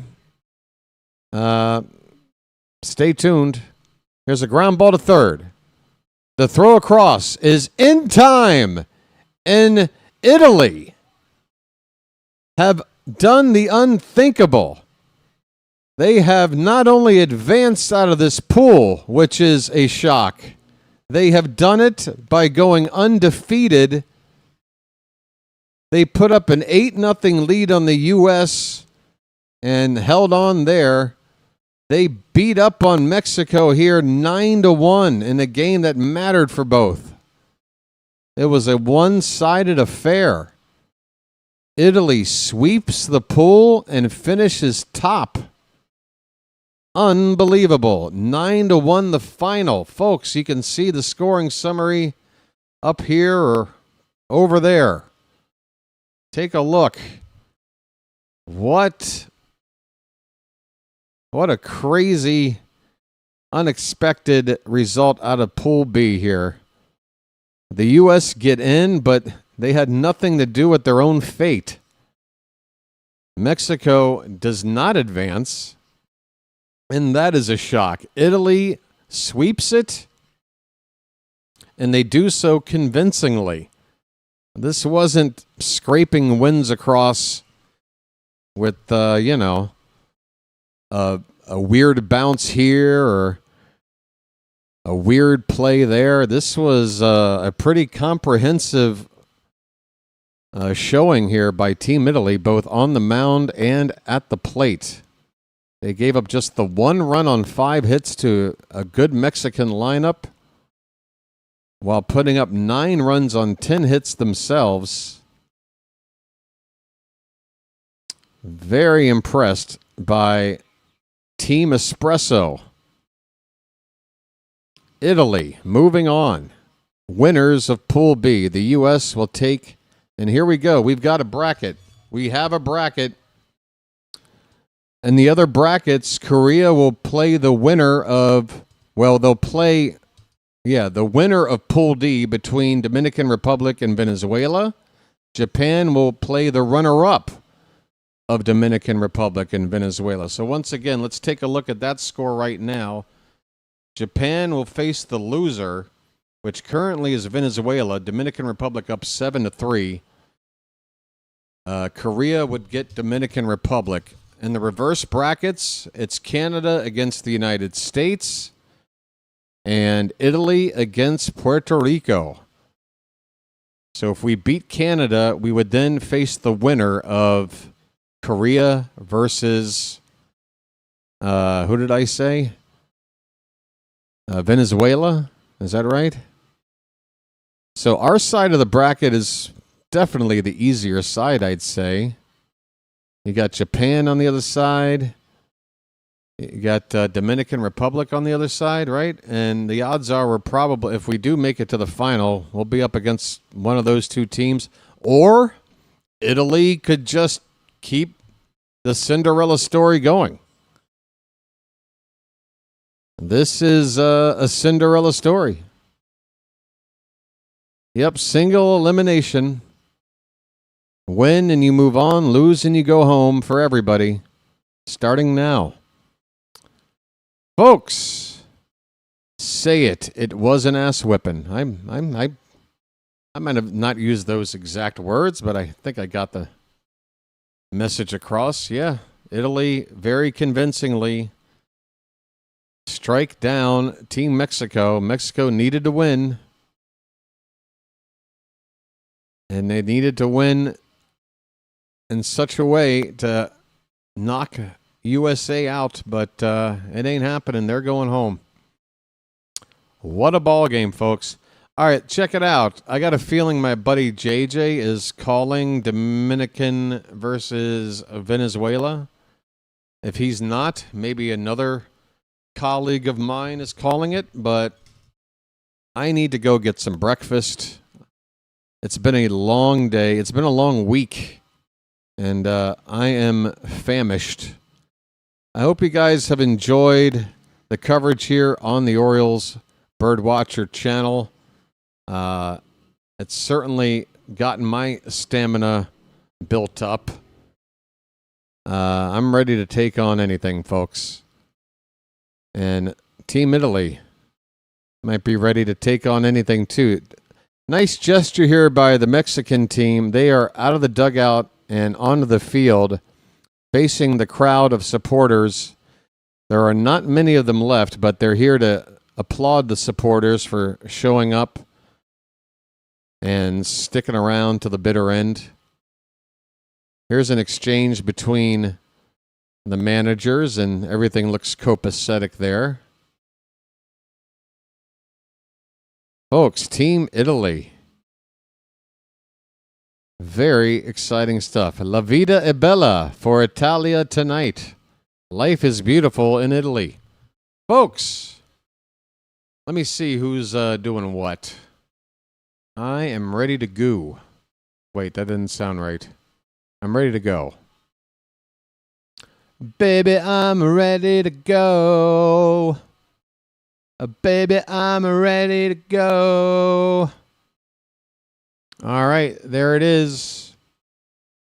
All right, JJ is still live. He's got it as Mexico and Italy, but I got a feeling he's just going to jump on to the next game and stick with the same event. So I'm going to get you over to JJ while he's still live.